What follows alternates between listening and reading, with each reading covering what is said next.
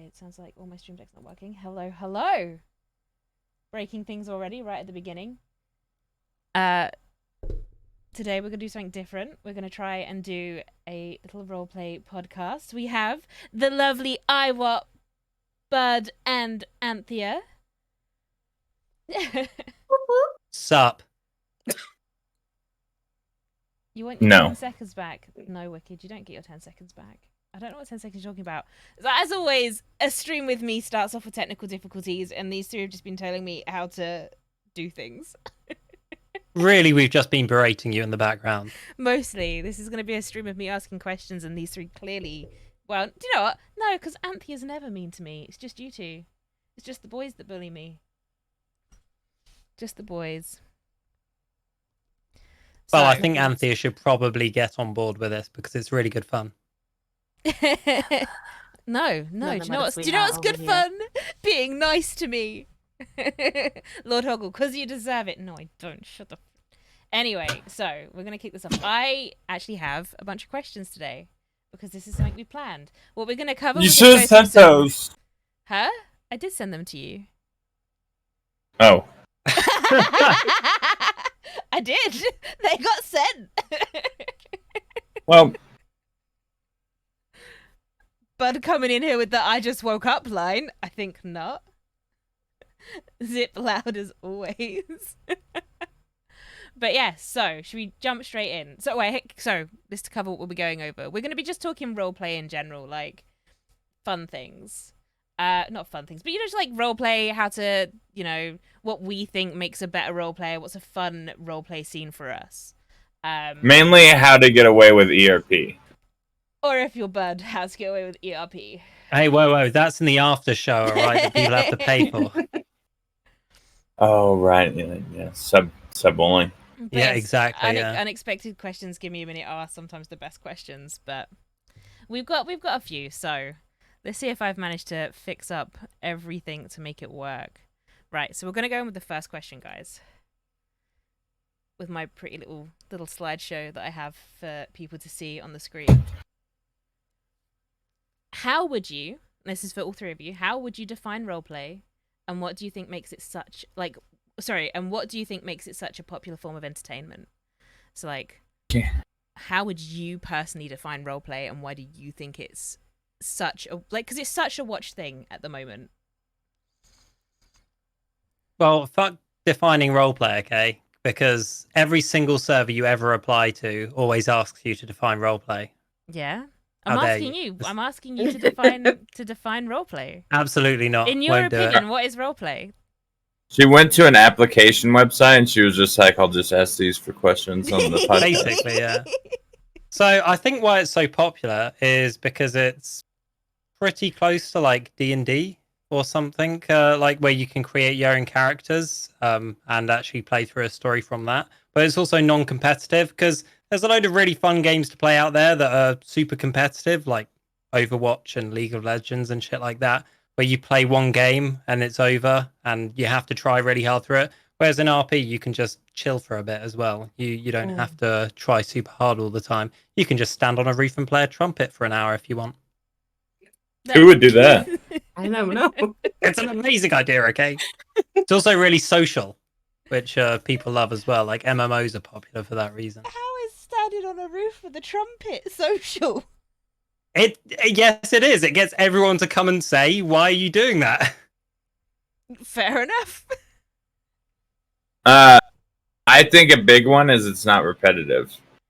Exactly what I would just said. Games like Overwatch, that shit gets so repetitive so quickly. Mm-hmm. But when you RP, like, it's a different thing every day. And you never know what you're gonna get. So it helps move shit along. Yeah. It's the same. It's different shit every day, unless you play the trumpet on a roof every single day. I mean, you don't do that. Yeah, but even then, I used to. right, but then throughout the day, other shit would happen Yeah. as well that you couldn't predict. The people that would kind of come and abuse you for playing a trumpet will be different every day. It's very true. Right. I mean, you're playing a trumpet. No one likes someone that just sits on a street corner in 1901 playing a trumpet or roof. It's the only entertainment you've got, all right? I thought the law was gonna shoot you in Thieves Landing when you were playing that trumpet. Behind them, mid scene, while they're trying to be super Mid serious with you. scene. I'm just right. Wesley's nervous. That means he's got to play his trumpet, just crouch behind a rock and start tooting away while you're trying to discuss whether they're going to start a shootout or not. So, do we have any clips of just Wesley tooting his trumpet? Because we could definitely share that so people know if they have not met Wesley, or at least early days Wesley that we're talking about. You playing a trumpet. I think I've probably got one of that scene we just talked about, but I'd have to find it. So I didn't grab any of them out because I didn't think people would just want to watch a trumpet be played. Well, usually they don't. You think that's what makes popular entertainment, so why would you not assume It certainly does. What do you mean? Well, tell you what, you can look for that and we will ask Anthea. Same question. How would you define roleplay and what do you think makes it such a popular form of entertainment? Let's see. Well, honestly, the popular form of entertainment, I honestly think it's because of all the different stories and all the fuck arounds that can happen. I've honestly been watching people's streams more than I've been watching Netflix. There's just so much different variety going on, and it's just really, really fun to watch. You never know what's gonna happen. That's true. Yeah. No, you do. Like, you don't know what's gonna happen because I mean, again, I don't know about you guys refusing to define roleplay, but for me, it's collaborative, improvised storytelling. That's all roleplay is, in my opinion.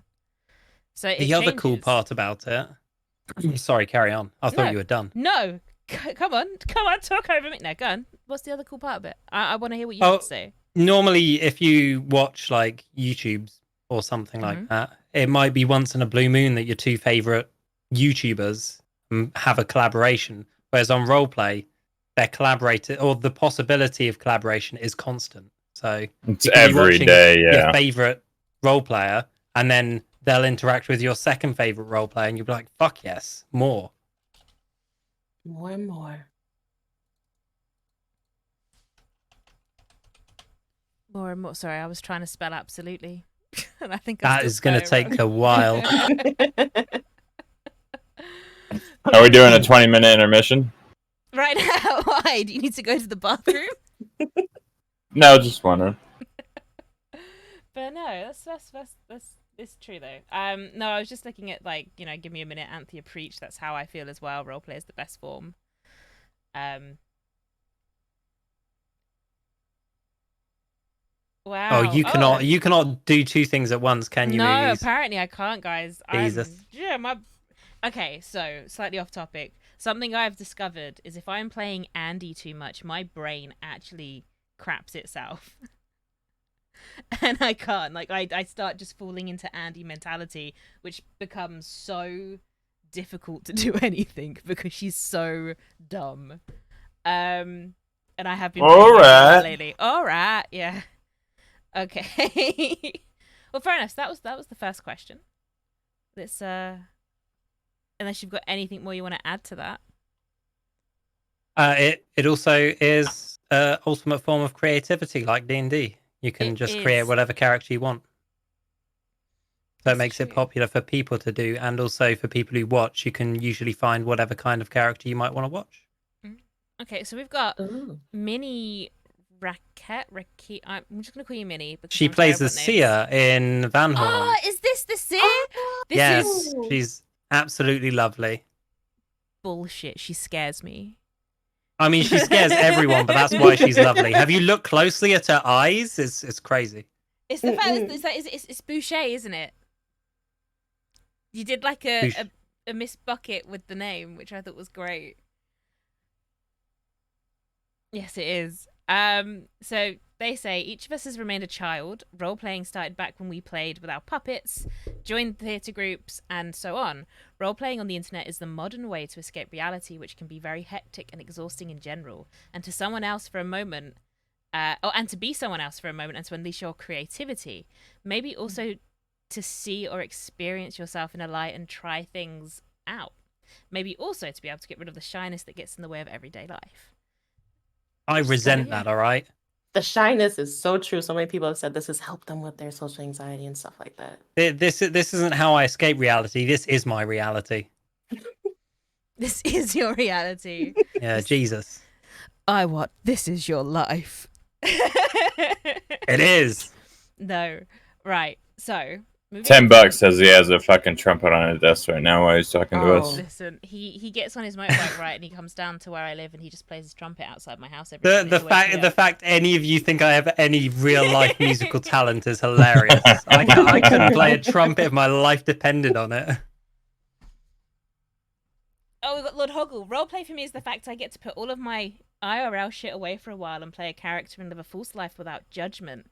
You also get to meet a load of other nerds who are all interested in the same stuff. Firstly, what do you I mean don't know. without judgment? I judge Yeah, you what? every day. Yeah, I was about to Jesus. say, I was damn. judging you so much. How the fuck is this without judgment? You like you underestimate the amount we all judged you. No, okay, alright. Just be nice to Lord Hoggle, okay? Wait, who does Lord play? So he is the Captain Oh my God. Justice, God. one of Cecily's. He also plays Jack Priest. And I think he has another. So he's the creepy Gotti doctor for Alexi Gotti's gang. I miss Cap's laugh. His wheeze.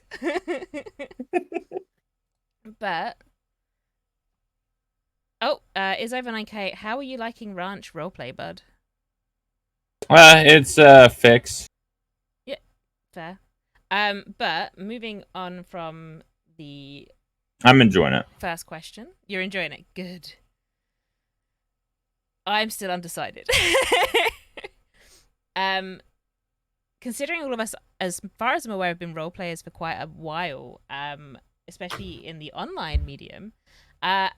In your experience, how has online roleplay evolved? Let's get the next question up.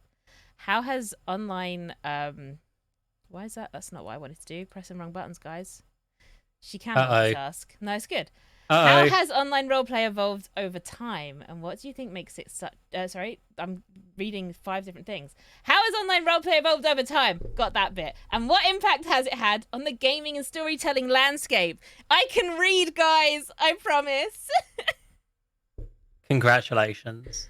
But yeah, there you go. I mean, it's got a lot more popular over time. Like when it started out, it was. I think I started out playing on a Armor 3 server role playing, and that shit was niches. No one streamed that. Barely anyone streamed it really early days, and not many people were watching it. There weren't that many people playing it, but I mean, it was good fun. Nowadays, it's like there's companies around it that make a lot of money, and a shit ton of people watch it. So it's a lot more popular than it was before. Mm-hmm. I can go into the negatives after, but I'll let someone else carry on that. But like, So basically, you're saying like because of Twitch and everything, it's just hyped everything up. Oh, 100%. Yeah, so people don't you don't know about something until you see it, and I think one of the most popular YouTube people that popularized 5M was probably what Bay Area Bugs. He used to get millions of views like 5-6 years ago, maybe 7, on GTA 5M videos of roleplay. And that it was in a closed server where they'd have like semi on rails stories that would have a bit of variation in them. But that really like popularized 5M servers in general. Okay. So I think the amount of people going into it, the amount of servers available, the amount of choice available, and the variety of different servers and rule sets has just got more like bigger and bigger over time. So along with the popularity of it, so it's probably evolved in the amount of choice and people that are doing it for one. Okay. And I feel like the impact it's had on the gaming landscape would be the amount of server only or server based games that are released these days. There used to be quite a lot of them, but it feels like these days they can release to a much more massive audience than ever before, because people can appreciate individual servers with their own rules a lot more. Okay. Mm. Anthea, what about you? He pretty much covered that. I mean, yeah, that's true. Fair enough. Yeah. Do you remember your first roleplay server, like online roleplay Online environment? roleplay. Yeah. Forgot what it was called, but the most recent one before I did any of this Red M, it was probably Final Fantasy Online. Oh, really? Yeah. Fair enough. Bud?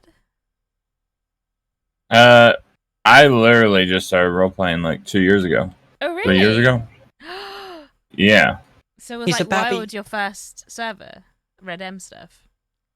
No. So I started on DayZ RP, and then Wicked. I was playing on Wicked's server on DayZ, and then he made a Red M server.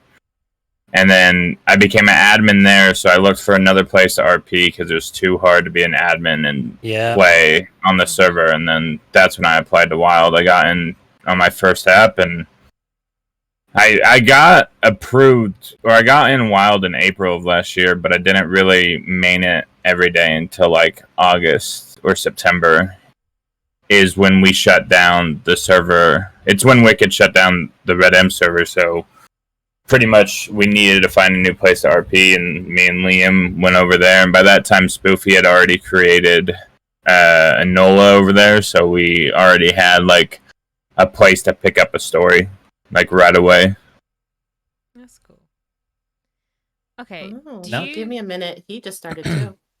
Just like a year ago. give me a minute to say. He was like he's started on online roleplay like a year ago. Like I know for me, so I've been doing live action roleplay for a really long time. I don't want to say how long because it will show just how old a person I am. But 27 years. We're both old. I'm so old. But like I got into so for we me, can like, just do the our own online voices. roleplay was It'll be fine. it was an ARC server, which is how I met Lord Hoggle. Actually, he was a wee Ben.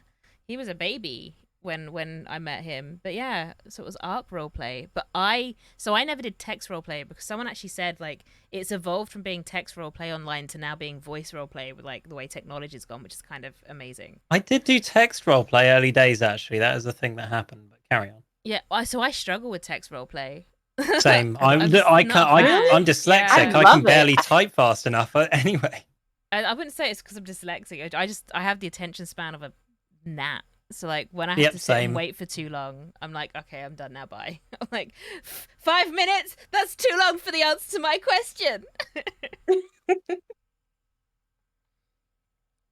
But yeah. So I would say, as far as how it's evolved over time as well, with there being more streamers and more viewers and more money in it, it can feel like it's got a bit more competitive over time too, because people winning can be linked to their popularity on stream as well, so they want to win more. But that's always been a problem, to be fair, in most servers, but it always seems to especially be on ones that have a large streamer base on them, because viewers want to see the characters they watch win, and it always usually ends up in a bit of popularity if you do win. But it does as well if you lose, but people don't seem to grasp onto that too often. Yeah, okay. And I feel like things maybe have got faster paced over time as well. I don't know what the ARC roleplay server that you were on was like, but I remember the Armor servers that I was on tended to be a bit more slow paced. That might have been because of the size of the maps and the people that I was role playing with, but things slowed down a bit from the GTA to Red M jump for me, at least. I mean, it's the instant gratification thing, though, isn't it? Now, like, a lot of roleplay stories have sped up because people are after that instant serotonin hit, almost like yes, happy ending, or maybe not happy ending. I know I'm personally a fan of the. I love the slow burn. I love the really stories. sad endings. I know you do. Oh boy, do I know you do. They're the best. You're the worst. You are the worst. But by the way, for Sailor, I can't remember the name of the Armor server that I was on. It's been so many years, and I didn't save anything to do with it. I only started like making documentations or documents for servers I was on when it came to GTA. So Mm. Okay, another side question. Like, Mm.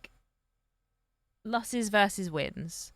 I personally prefer to take a loss because I think the losses they lead to some of the best stories. I think it depends on the situation and per character. Sometimes it's best to take a loss, and sometimes a character sort of deserves a loss in a situation. Like Yeah. think of an example. Cecily trying to kill Finn. I lost in that situation. Yeah, Yeah. and to be fair, if Cecily had managed to down Finn, because Finn had done so much up to that point, if she had managed that, I would have taken the loss on him, as in him dying, because I felt like that he had built up so much to that point.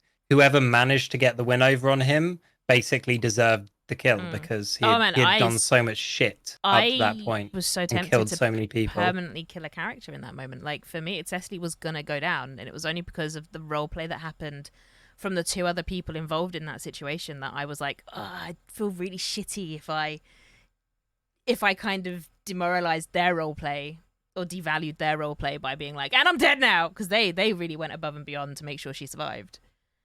Yeah. But yeah, I think it depends on the situation. Like when Dale died, if he had stayed alive, there wouldn't have been much roleplay in my mind for him after that point because of what had happened and how I know that people would have reacted. Whereas him dying gave so many people in the crossing so much more roleplay than I ever would have got from staying alive on him. So it's also about the amount of roleplay you can create from taking a loss or taking a win that would matter from that as well. Okay, so Minnie says, there is no win-lose in roleplay from my point of view. We always win experience with our characters and build up from that. Even when it seems to be a loss for the character, it actually isn't. It is a win when there is a great scene and a great roleplay happening because the story was told. Absolutely. Oh yeah. Mm-hmm. It's true, but like we're talking gunfights and stuff like that. To be able to talk about the situations where it, like, getting arrested is a win in roleplay because of the extra roleplay you can get from it and the reputation and the change it can make to the people you'd normally interact with on the outside. But technically, for that individual character, from their perspective, it is a loss. So we're sort of talking about it from the character's perspective rather than from our own perspective, telling a story. Well, I mean, I love the fact that one scenario with Cecily and Finn, I love the fact that she got shot there. I like that she lost that. I know I lost it because I ham-fisted the keyboard, but the roleplay and the story and the sort of the relationships built upon that were amazing. Like, they were really great. It was a great turning point for my little character in that scenario. Yeah. But yeah. I wouldn't know about taking L's. Yeah, you wouldn't know about taking L's. This guy takes L's left, right, and center. When I started role playing as Andy, and was getting to role play with you more consistently than I was as Cece, I have never known someone to really just be like, "Let's go. We're gonna lose, by the way," and have so much fun. Is the other one. Like, like all of those moments, like literally jumping off a waterfall and not hitting the water, massive loss, loved it. Getting shot down in gunfights and then getting sent to Sisika, massive losses, loved it. Like, for me, they're not losses, they're big wins. When you can get like Andy and Zip to Sisika, that's a win for me because that was like amazing roleplay moments, and that's where some of the best stories started to happen for me. So yeah, but yeah, you wouldn't know anything about taking a loss, like. Bud, you're one of the most generous scene givers in that aspect I think I've ever come across. Which is why, like... Nah, I'm all about that win. Yeah, you're all about that dub. All about the dubs. Cecily's best L is falling from Zip's horse off the cliff, you fucking asshole. I was so the telegram I sent as Isaac to Indy from that. I sometimes can't with you. I feel like I'm in a fever dream. But seeing as we're talking about stories and experiences, we could go on to the next little question. Minnie mentioned permas. Oh. Did they? My perma itch is... Look, where's you're not necessarily... Read it out for me because I'm being blind. She said, when a story is told, there should always be ways to perma a character, and the player should feel good about it and not be negotiated in a negative way because he decided it on. I don't know. I'm probably reading that wrong. Okay, no, Even though so- the character would never do that on purpose. Yeah, so what they're saying is that like there should be avenues for a character to perma their character and do it, not because they feel like they have to, but because they feel like it's right for the story. Yeah, well, it was the feel good about, like, there's many permas that I know were the right decision, but I am sad that I lost that character. But that doesn't mean that it wasn't the right thing to do in the moment. I would have been sad if Finn died, but it doesn't mean it wouldn't have been the right thing. Same with crushed Dale. me. I'm really glad Yeah. that would have crushed me if I'd been the one to take away one of your characters. Also, here's the other thing: like when you play with Iwok, guys, you know you are playing with the Prince of Permas. The Prince of It's Persia. like Iowa and Wombax. You just have to be ready for fucking know, perma like, if you start the thing is- something. I love that because like it makes you think more about your character's actions, especially in environments where you're using guns and knives and like brute force that would, like, in the real world that would kill you. So why in a storytelling environment have we suddenly gone, oh look, my freaking AK only shoots fucking peas? Like, it doesn't. You get shot to shit. You get shot to shit. Most people die. So like, yeah, roleplaying with someone like Wombax or Iwa, when you're like, I know for a fact that my actions right now could very much result in the end of a character story. It makes you think more. And you know what? I think that brings more to the roleplay because you're suddenly questioning all of your choices. But yeah, that is what serious roleplay to me is roleplay that has consequences. People can, like, fucking Wesley, even though he just plays a trumpet and he's a hilarious little brat, and comedy is a comedic character for the most part. He is a serious roleplay character because if you murder him, he might die. So that's all that's required is consequences for actions for it to be serious for me. I think that's a great thing of like with roleplay though, isn't it? Actions do have consequences. Yeah, that's what's required to have a good roleplay story. Otherwise, if you do things and there's no consequences, then what's the point? Okay, let's move on to the next question. Can you share a particularly memorable role-playing experience you've had that you feel was an example of great role-playing for everyone involved? Now, you got that clip ready? I've got a clip for you.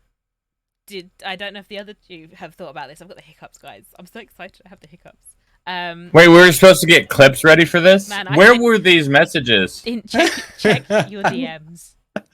Check your ever-loving DMs, bud. Oh, fuck. Oh fuck yeah, that's right. It's fine. We'll watch this one. I can't remember which one it was that you said for this. Well, one, I was gonna before I can say some things before you show it. You can say some things before I show it. So there was someone who came into the bathhouse to Dale and was talking about there were a load of sons, like 4 sons with a mother, that were talking about needing to get the mother married off. And they were talking about eligible bachelors, or it was one of the sons needed to get married, and then it ended up being the mother that was getting married as well. And they were looking for eligible bachelors for this this old lady. And as I was talking to them about it at the front desk, Elijah just came walking down the stairs and said okay without realizing what he was doing. And I just crowbarred him into the situation and forced him along those tracks. And he could have said no and walked away from it. But if he did, the amount of stuff that happened afterwards wouldn't have happened. Like, the character died, he got married, and his name got changed. The law had a murder case on their hands, and as well as like the brothers were trying to murder her for her money. There was another guy that was the other son of this lady, or the husband of this lady, that came out of prison looking for her, and she was dead because she had been murdered after this marriage. And he went after the person who might have done it, and he ended up like downing a load of people for it. It was the handshake man. Yeah, that, I remember shook that. many I remember that. Yeah. Well, all of that was linked in a little bit. Yeah, all of that was linked in to this one scene and him saying yes to this. Okay, right. Let me see if I've set this up right. I... Oh, hit We'll just bring play. him There we something that go. has a Put pulse. lipstick on a bullfrog, he would think it was a woman. Oh yeah. That might make my life a lot easier. In fact, what about this guy? Okay. What you need? All right, well, he agreed to it without hearing. He did, yes. Go Wait, put a no, suit on. no. Elijah, Elijah, this is part of your job. Go put a suit on. Dale, I just Elijah? woke up. Do you have any kids, Elijah? I do, yeah. I have That's daughters. perfect. Come on, Elijah. He's got all his legs. No. Elijah, I will make you. Oh my God. Okay. Get upstairs, put a suit on. I don't have the money to buy a suit. I don't get paid Oh, for good here. Fuck's sake. Okay, I'm going to go get you a In suit. fact, you took my $50 and gave me a goddamn cattleman. Have you got a problem with that deal we made? I do not, boss. I do Good, not. good. Let me get that $50. Okay. We'll just bring him something we that has a go. Put pulse. lipstick on a So that was what you were talking about. Man, I always feel sorry for Joby. Like, those early days of Elijah, I felt so sorry for Joby. I'm just so good at abusing him. What can I say? But that steamrolled or snowballed into so many different roleplay scenarios for so many people across the server. So it's just like saying yes to stuff like that can have such a massive like effect down the line. Moogie, Yes. to make it easier for us to watch those clips, you should play them in Discord. Stream them in Discord. You know I have not got that set up to work, right? Oh, for fuck's sake. Yeah, there's absolutely no 'Cause- way she's working that out while we're going. Before the clip ended, you were talking over it Oh, man, I'm sorry. because of the delay on Twitch. Well, It's fine. It's fucking... How sounds like a organized. you problem. Moogies, Jesus Christ. No. Alright. I'm sorry. Do you know what? Next time I'll figure it out. That is Alright. passing my job, Lord Hoggy. You're right. So I sent you a 36-hour VOD we could go over Oh man, I love Of- 36-hour VODs. of pretty much just the gist of things. You didn't send me anything, but sure. Go with it. 36-hour VOD, okay. No, I'm finding something. I'll tell you. Well, I mean, or you could just talk about one of your favorite moments. Like, if there's clips, there's clips. If there's not, there's not. Some of my It's favorite too moments hard. are you off-stream. you can just play another of mine while we wait for him if you want. Yeah, keep playing Iowa stuff. Yeah, I think I sent you one, didn't I? You sent me loads because you are the one person that understood the assignment. Apparently. Oh yeah. No, you can go for the latest one. That one was hilarious. I enjoyed that. That's just funny. That's not even. Well, I guess it was Nah. somewhat memorable. We'll but throw some of these in at the end. But I'll tell you what, Anthea. oh no. The last one was good for the lore involved because they were arresting me and I gave them a good time of it. Okay. So that can be that can be an example of being good roleplay for people involved, because rather than just like going through the motions of getting arrested, I gave them a little comedic aspect of it where they could laugh at me. Fair enough. Let me see if I can get this back, because technically incapable, guys. This one, I believe it is. Which No, not that one. The latest one I sent you. that was the latest one. Oh, Mm-hmm. this guy. This one. Oh, we've got your face. Oh, we do shit. Oh, damn. I was doing face cam, so we got some GTA roleplay. Let's get on that. Let me make sure I got the sound up for you. All right, Ronnie, do you want to take Was your this picture? crack Santa? Or no, this is no wait, pixel. mate, I don't know about that. Is this I'm correct? not fucking 4 foot. What the fuck is this? What? No, You think it's because you're crouched over Mate, with your king. no, mate, no. If you stand up, you're about probably 5'5". Mate, take me to Mission Row, all right? You got some fucking weird shit going on with that. We'll crop out the height. We'll crop out the height from the mugshot photo. They want. There we go. Fucking People hell. are face. They had a measuring thing there in the police station up in Polito that made everyone look like they were maximum 5 foot. It was hilarious. I was like, and they asked me to line up next to her. It's like, has no one called you on this shit before? And this makes me look like I'm 4'10". What's going on? You are tiny man. Doesn't Palumpa? Yeah. Well, apparently, yeah. Canonically, that character, because of that, had to be 5'10". Wow, really? Yeah. I just accepted that at that point, and like Accepted your I had fate. people come in. Yeah, I had people come into the bar and be like, "God damn, you're small." I just went along with it because that had already happened. So Fair enough, skis. Okay, Anthea, how about you? Do you have like a particularly memorable role playing experience that for you felt like everyone involved was like it was a really great experience for I think them? she might be Have away I right lost her now. again? Yeah. Dun, The dun, dogs, dun. yeah. Oh, dogs. Don't worry, I'll run your stream for you. Thank you. Oh nope, I miss Crack Santa. Did I just miss Crack Santa? Is this a whole part of your life that I missed?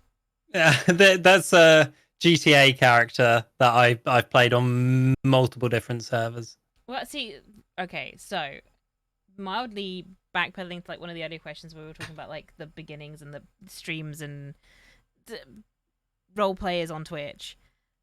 You were my first role player that I ever watched. Oh Jesus, you had a bad introduction then, No, didn't you? I felt like, well, honestly, because I didn't watch Twitch. I used to like play on Twitch, but I very rarely watched it other than like because I had friends that were streaming. But you were the first sort of like person I did not know, and the first roleplay stream I watched as well. And it was the beginning of Finn's story, and I was like, this guy is amazing. What an arc that turned out to be. What an arc! But thank you. But yeah, that was great. I remember trying to be like give you comments like, get this dead animal. It's fantastic. Yeah. Yeah, I want the mentor. I mean, like, I wouldn't say he's a mentor, guys. Don't What the take fuck? it too big. I've been in Wild since the beginning. Okay, carry on. But yeah, anyway, Bud, what about you? Like a particularly memorable role playing experience? Okay, so I hate this question. Why? Because there's loads. Well, Because none of it's memorable. He's got bad memory.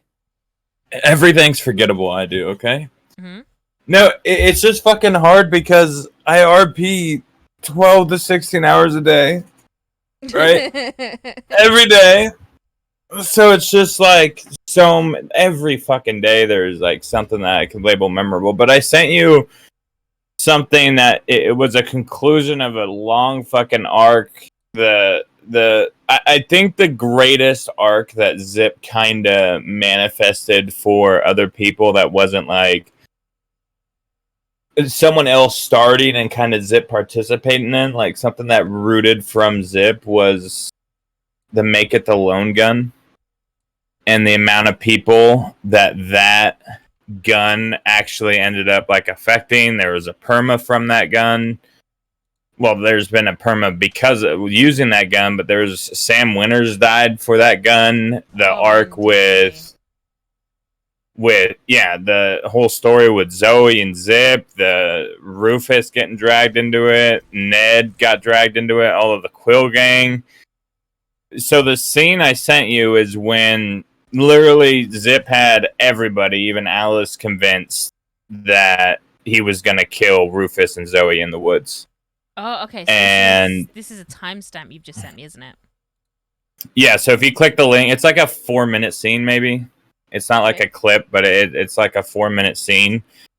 And I think I think this clip is like a lesson that could be used in RP, that you don't always have to knock someone down to cause a very tense scene. Because every day we were going after Zoe pretty much, but it wasn't like we were robbing her every day or attacking her every day. So sorry for Scarlet when you were just like, this woman.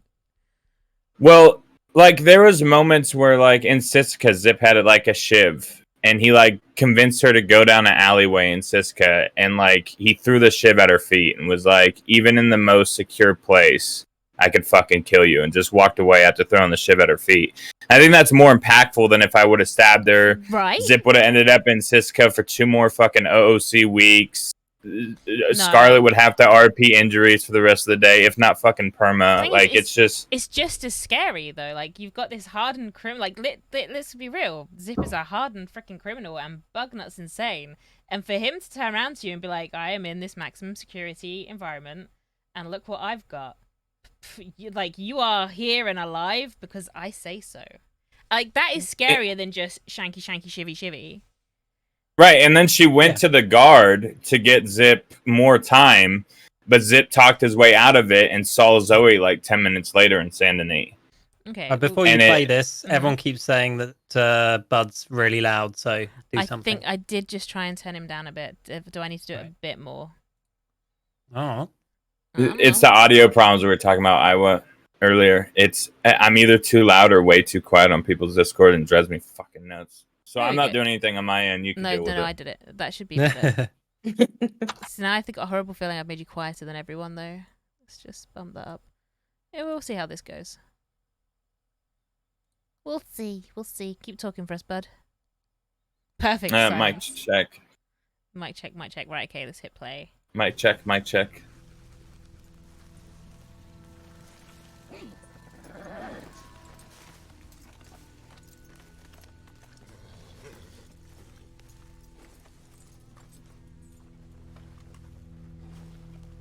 You don't care about your gun, do you, Not really. I could throw this in a river and you wouldn't think twice about it, right? Which gun are you talking about? Guardian Angel? I care about that one. How badly? It was a gift. I care about it quite a lot. From? It doesn't matter. Does it? It does? Yeah. From who? From a deputy. I had saved his life. He gave it to me. Cliff. Old man Cliff? Yeah.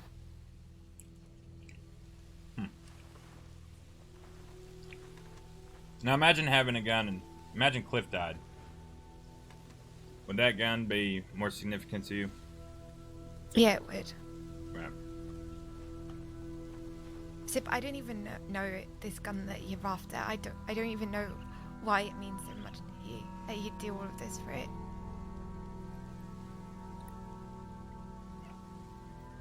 You know, at the end of the day, as much as I care about some things, and yeah, I'd be sad to lose that gun, and I'd be sadder if Cliff was dead. It's just still a piece of metal. Not worth anybody's life. That's because you're a good person, Zoe. I'm not. I've murdered people for telling them, speaking a name out of their mouth when they shouldn't have. I killed someone just for stabbing Aurora, and Aurora was fine.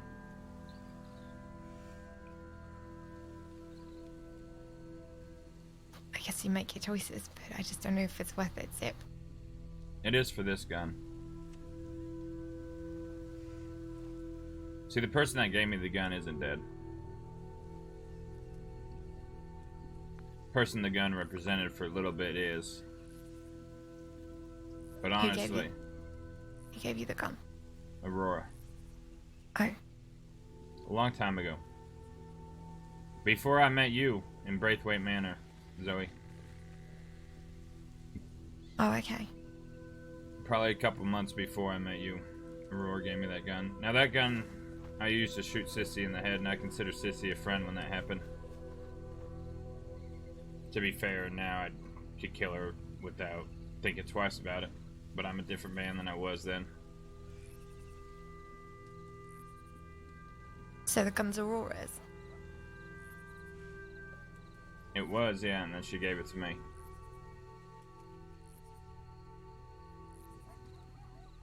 Aurora and I have seen our differences, and to me, what we had when that gun was given to me is dead. And I still care about Aurora. I care about every single Kettleman like I care about my own family.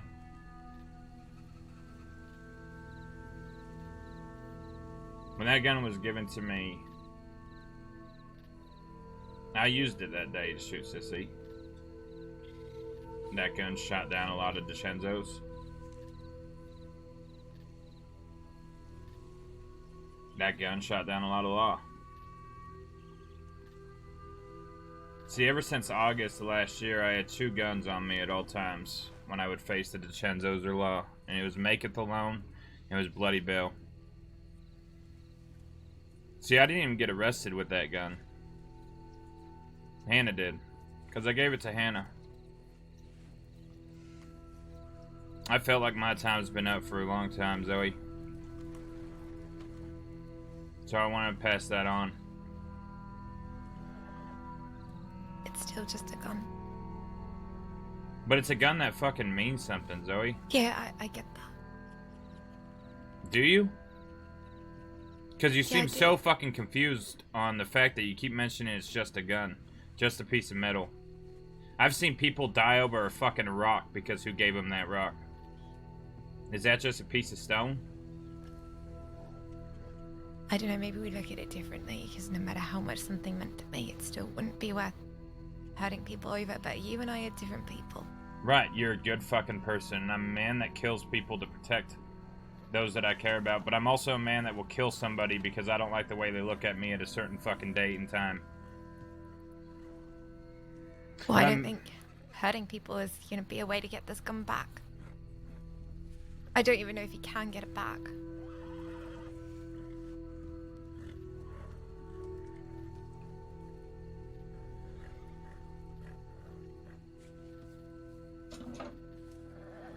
I thought that almost right away. The second I wrote out a strawberry, the first thought in my head was that gun's gone. Yeah, maybe it is. I don't know. Maybe it is.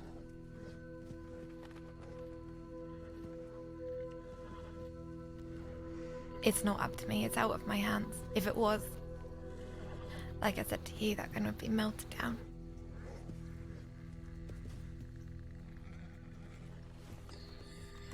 Zoe, I don't know what I would do to you if that gun got melted down. But I do know what I would do to Rufus Zip, if that gun got melted down. Okay. It's out of our hands. There's nothing that Rufus or me can do about that gun anymore. I know what I'd do to Ned, Okay, that you can Zip. Arthur, Bonnie. I don't have control over this. I don't have control over the gun. I can't get it. Why is that? So, because it's out of my hands. Okay. I don't know where the gun is. Does Sam have the gun? I don't know. You're not lying to me, are you, Zoe? You could hurt. Okay. You could hurt everybody I care about. It's not going to change it. I don't know where the gun is, Zip. I promise you, I don't know where the gun is. It seems awfully familiar, doesn't it, Zip? Please. It does, but the last time you had deputies on the other side. Who do you see in front of you? I see a deputy. Very capable senior deputy. Yeah. The clock. I'm not. Who else do you see? Who do you see with guns in their fucking holsters? Rufus? Bunch of people following you blindly as always, Zip. Blindly? You guys want to tell him about the little vote? We took a vote on this, Rufus. I told them what the gun means, and I told them my relationship with Zoe from when I saved her fucking life to when I shot her down. Where's my gun, Zip? Should I stop kidnapping your people and torturing and killing them just because you stole a bit of my metal? I don't know. Danya, do you want to put his gun against Zoe's head? That would be ironic. Danya, go ahead and show him his gun. Now put it to Zoe's fucking head like I am to Rufus. That's not what I meant, Zip. Oh, what did you mean there, Rufus? Because I said I won't fucking hurt Zoe. But the people that follow me, like you said, blindly, they might, Rufus. My point is that I don't hold such a piece of metal in high regards to think that it's a good idea to do what you do. You don't think it would sting a little bit knowing that your gun shot Zoe in the fucking head? You don't think it would sting her a little knowing her gun shot you in the head? You know what, Zip? Not even a little bit. Oh yeah, Zoe. That's Guardian Angel. Jim. How does that feel, Zoe? How does that fucking feel knowing that that's your fucking gun? Please. Please stop. I'm begging you. Get on your knees, Rufus. No, don't.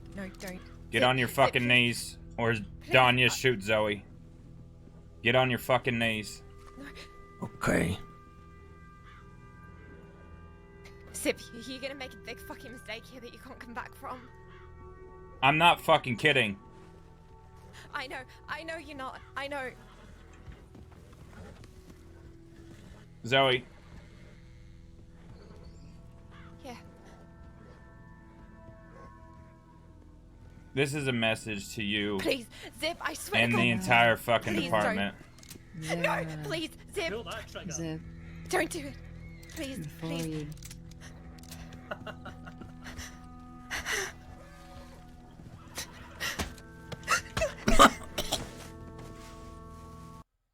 Okay, that was the moment, wasn't it? Like I'm gonna kill him. Like even Alice is like, don't do it. Yeah, everyone thought I was gonna do it. But yeah, man. It's So a beautiful little unloading. Like because no one can see you doing that. But man, like, I'm actually really glad that was the first time I've seen that scene. I never got to watch that because I tend to avoid people's streams if I roleplay with them. Which means I lost a viewer when I started streaming roleplay. Yep, rip. But like Need everyone I can get, alright? That is like, for me, that is definitely like an example of, I mean, was it enjoyable for everyone? I hope so. Oh, absolutely. I would it creates RP moving I would forward. love to surely. be in that scene. I would have loved to have been in that scene. But yeah. Okay. So Is Anthena back? I don't know. Is she? I am back. She is. There you go. Anthena, can you Hello. share a particularly memorable role-playing experience that you've had that you feel was an example of great role-play for everyone involved? Oh, sure. Pick one, anyone. I mean, can it just be funny to me? It can just be funny to you. It can be just for you. Like this is in from your point of view. So. Well, you know how Faye is kind of just prone to accidents all the time. Damn, that girl is so prone to accidents. A friend of mine and I decided to go canoeing near the Wapiti, and we didn't realize that there was a waterfall after a waterfall. So then it just led up to like utter complete panic, and we fell, and then we got knocked out. Then our canoe decided to push up over us over another waterfall. And then when we waited, we finally got the rangers to come rescue us. But we were stuck in a spot where the rangers couldn't get us. So then the rangers got caught up in it and they fell as well. So it was just a domino effect of everyone falling over different types of waterfalls. I don't know why, but I was loving that. I was laughing the entire time. Actually, said Well, sometimes losing can create more roleplay. There you go. Yeah. I mean, I'm pretty sure it has been many a boating trip for me on most of my characters that have led to so much roleplay. Like the firm boating races, the kayak races. Yeah, what did we call them? I can't remember. Didn't you get attacked by a bear? And then Finn's girlfriend at the time was like, Cecily's fault. And I'm like, I didn't do anything. You set the bear on me. I saw it, right? But yeah, and then like the same thing is how Cecily met James Blackwell. Like it was early days the manor, and we decided to just go on a kayaking trip. And James was doing he was playing around with the carriages, he was just doing something, and he ended up babysitting us because he was like, these fucking fools are gonna actually drown. And now look, but like. Yeah, no, boating trips I think is actually a solid foundation for some really great like beginnings of stories and roleplay moments. Okay. Next question. Let's see if I've set this up right. So we're gonna move on like a little bit into storytelling or talking about storytelling. What are in your opinion anyway, what are the key elements of crafting a compelling story within the role-playing context? So like, how do you go, we're telling stories together, how do you craft the tales that you kind of hope to lead and like share with people? I usually aim to have a beginning progression to a middle and concluding end to a character, even if I don't have that laid out before creating the character, and it can evolve from the people around them and environments. It's something I have in mind when the character's progressing from state to state. And usually I find having character progression and change over time is something that creates really good stories, because it makes sure things don't get stagnant, and it also makes people feel like they have a large impact on the people they're interacting with, which then makes them think more about what they're going to do in certain circumstances. Okay. So, like, you think if you're gonna do it, make sure you have a beginning, you're aiming for a middle, and you know you have an end. Yeah. It's kind of like it's like actually just writing a story. It's like generally. Oh, absolutely. Yeah, that's what roleplay is. You're just playing out a story. So you want all the best books and even movie and TV that anyone ever watches has a beginning, a middle, and an end, and has progression of characters through those different story points. And usually a low point for the character, a high point. People like to have books and movies end with like a happy ending. Personally, I'm a big fan of the tragic ending, so I tend to aim for a bad ending. But yeah, I like the bittersweet. I'm a fan of the bittersweet endings. Yeah, irony and death is my ending. Of course. Anthea, do you have an opinion on said question? On this one, not so much. Honestly, I'm the type of person which some people have told me that it's not a good idea, but I like to improv my character storylines even when I first begin a character. Okay. You That's very what I much did like with the Play-Doh Faye. mentality.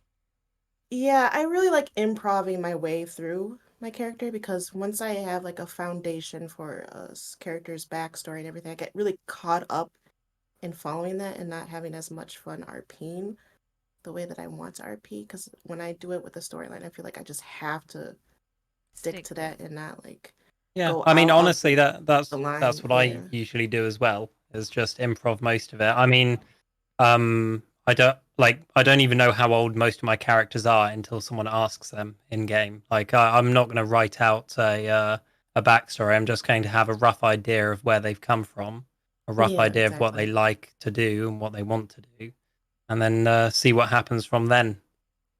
Okay. Bud? That one's hard. I do more of the improv.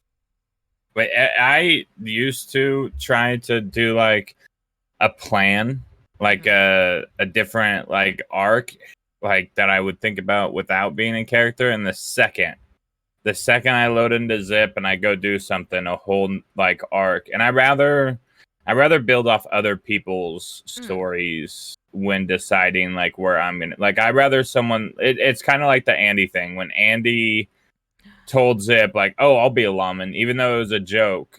I wanted to run with that, and then look at the 3-month arc that we had because of that. All off of And me it did just trying to change be a lot. stupid. Right, but it's like when someone brings something to my attention in character, I'd rather go off that and have the story rooted from somebody else rather than me trying to make my own story, if that makes sense. Yeah, that's another thing I had noted down is willingness to go along with things, and I'd reference the marriage clip there with if you do go along with things that other people just bring up or pull you into, it can roll into awesome little storylines. Whereas if you just say no to stuff, then it's never going to happen. I mean, I always like saying yes on Faye. Yeah, A lot of things open up that way. Absolutely. Well, that's the first rule of improv acting, essentially, isn't it? Yes, and. Mm-hmm. I mean, it does mean you end up with some interesting scenarios, but I mean, if That's what everyone wants in roleplay, isn't it? I mean, if I'd with any of my characters, if they'd ever come in and just been like, no, like the stories just wouldn't happen. Yes, and exactly, has put me in some fantastic positions, like being Zipquil's wife or being some weird tormented author from England that's now a criminal. Well, a really shit criminal, but a criminal. Like, I mean, a self-proclaimed criminal. Self-proclaimed. Well, she not according to the state, just she self-proclaimed. No, according to the state, apparently she's a serial killer. No, but like, and it's the same with like that, because they're like my two most recent characters, so they're the ones like to mind. But I think I've always been the biggest fan of like yes and that's led to all sorts of things in roleplay scenarios, like dying and being brought back to life as an undead wraith, like. And that was me being like, I'm just going to sacrifice this character and they're going to be dead. End of their story. Because some stories do end prematurely. Like, or they do end almost as quickly as they've started.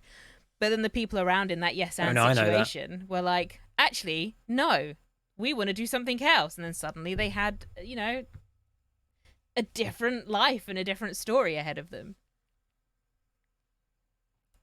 Kathy, Mrs. Sinclair. Yeah. Yep, there was a yes and. Billy Blasters, you have to yes and with almost too much, and occasionally I do actually have to say no to Billy Blasters. But yeah, okay.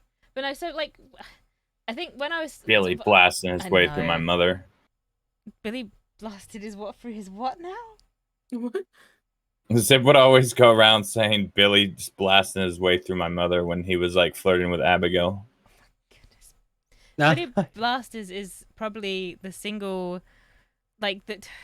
I think Billy has fancied pretty much everyone he's ever come across at this point. Absolute horn dog. I love it. But yeah, but like with the when I sort of say crafting a story, because obviously we are in a roleplay environment, it is improvised. When I sort of what I mean is how like those story arcs that you fall into, how do you then sort of start going? There needs to be an end. Because there does need to be an end at these story arcs. So once you're in them, how do you sort of go, this is my finishing line? Like, this is how I know that this arc is concluded. As someone who personally finishes all of their characters off very quickly, with death, it usually depends on the character, but I think it's very important to do it before the character gets stale to you or anyone around them. Because if you do it then nobody cares and it doesn't affect anyone's story. But if you do it just before then, while things are still on a high, but you can see that things are about to like dry up a bit, then it's perfect timing. Like Dale, I would consider pretty perfect timing as far as the perma went. He was one of my favorite characters. I really loved playing him. But with the scene that happened, if he lived that scene, his roleplay after that would not have been what it was before, because I knew that the bathhouse probably wasn't going to go and do anything about the Wallaby kid whacking him over the head. So he would have to realistically leave the bathhouse and go do something about it himself, and then he would have just died anyway, but he would have died without having that connection to everyone else in Valentine and the bathhouse. So I could have survived, I could have lived, but I don't think it would have added more story. I think it would have actually taken away more story than if he just died there. Yeah. I mean, I will admit I was heartbroken when Dale died, not because I liked Dale, but because I really wanted Dale to kill Robin. I was like, if anyone's going to kill this little character, it needs to be him. Okay. Fair enough. Minnie, though, the first fact I got to know about me was a quick perma. I know. You really are the Prince of Permas. Prince, I'll take king, thank you, Jesus. All right. Well, I like alliteration. You're just a prince. Just a prince. I'm sure there's someone that dies more than you. There must be. I don't know. Maybe. I don't know. I mean, the problem is, The problem is I've been in the server for a very long time, so I've been through a shit ton of characters that have all died. So I don't think I've ever deleted a character that hasn't died. I have quite a few times in my time on the online role playing world. Right. Okay. We'll move on to the next question then. Finn and Jade actually killed one of my characters. Did they? Finn and Jade. Who did they kill? Finn body dumped him off a bridge. Oh yeah. Oh shit. Yeah. I sent a telegram about that. I don't know if the law ever actually found the body, but yeah. I stayed there for a while for Law to come, but I think I waited like an hour, and I was like, actually, no, I was found. Yeah, because they did like a memorial. They did a memorial in Valentine for me. Yeah, I was going to say, because I sent a telegram straight after someone had been spotted dumping a body off the bridge. So, or Jade might have done it. But we got one sent about it, so people would go and look. Yeah. I don't know if you guys ever got caught or anything for that. But technically, I made Jade a murderer. Billy did almost have a butler. Archibald. Oh, was Archibald's the one? Someone asked about that the other day. Like, and this is, again, the beauty of characters that leave things behind when they go. Did someone find the Gentleman's Guide to Coitus? No, someone asked me if I was the author of it, and I was like, hell to the fucking no. Do I look like what? That's the best book in the Crossing, alright? That shit sold for like $1,000 back in the day. Back in the day. Law stole that shit from me. Law did, really? Oh my god! I know that yours was the copy that was signed to go to Jack. Yeah, that's no longer in Law's hands. That's out and about now. Really? Yeah. Or you know what? It was the Chenzos. It was the Chenzos that took it. It was Pearly, I'm pretty sure, which is even more hilarious because the only one that had signed it was Pip. So it looked like it was Pip writing the Gentleman's Guide for Coitus for Jack. God damn. Oh, that's brilliant. I believe you can still find copies of this book, both in game. There are so few of them left. Oh, and you must have published it on your Discord so people can read it. Yeah. I've got it in PDF form on my Discord. Yeah. Yeah. So if you want to go follow up to what's Discord. The Gentleman's Guide to Coitus. Beautiful literature. I've never read it. I've never been able to see it or read it. It's a piece of artwork, that shit. Yeah, it was really I'm good. Sure it is. It was really good. With that book got us through so much story because we had Jade read it when Zip did the friend date with Aurora. Oh yeah. In Valentine, Zip hired like a fucking waiter, got like Wagyu steak ordered in from Japan. Like we did like a whole fucking. I thought I was gonna get kicked out of the Kettleman gang because of that. Because I spent like $2,000 on that date with the book. I hired Jade to read the Gentleman's Guide to Coitus. I was fucking dying during that entire interaction. That book had a lot of RP or a lot of story with Zip. It had a lot of story for a lot of people actually, and I know a copy of it was even taken to his funeral. Really? I've posted the link to it in this little Discord chat if you guys want it. Let me have a look. And other than that, it's in my Discord under announcements, and it's called The Book. I think I posted about it on January of this year, I think. Or no, that would have been after. Yeah. No, it was earlier on this year though. There you go. I posted it in the chat for those interested in the Gentleman's Guide to Coitus. Buy from your nearest general store. No. Okay. Far too short for that. So let's shuffle onwards to next question. If I can get it to work. What advice do you have for players who want to contribute meaningfully to an overall ongoing story arc? Ooh. Be willing to say yes to requests and be available. Yeah. Yeah, I was gonna Simple say as this Yeah. spills into the previous question. just a big and yes thing. That's probably fair actually. You It's can the also biggest help key to in roleplay. Period is the yes and. It's Yeah. literally yeah. what drives everything when you play RP.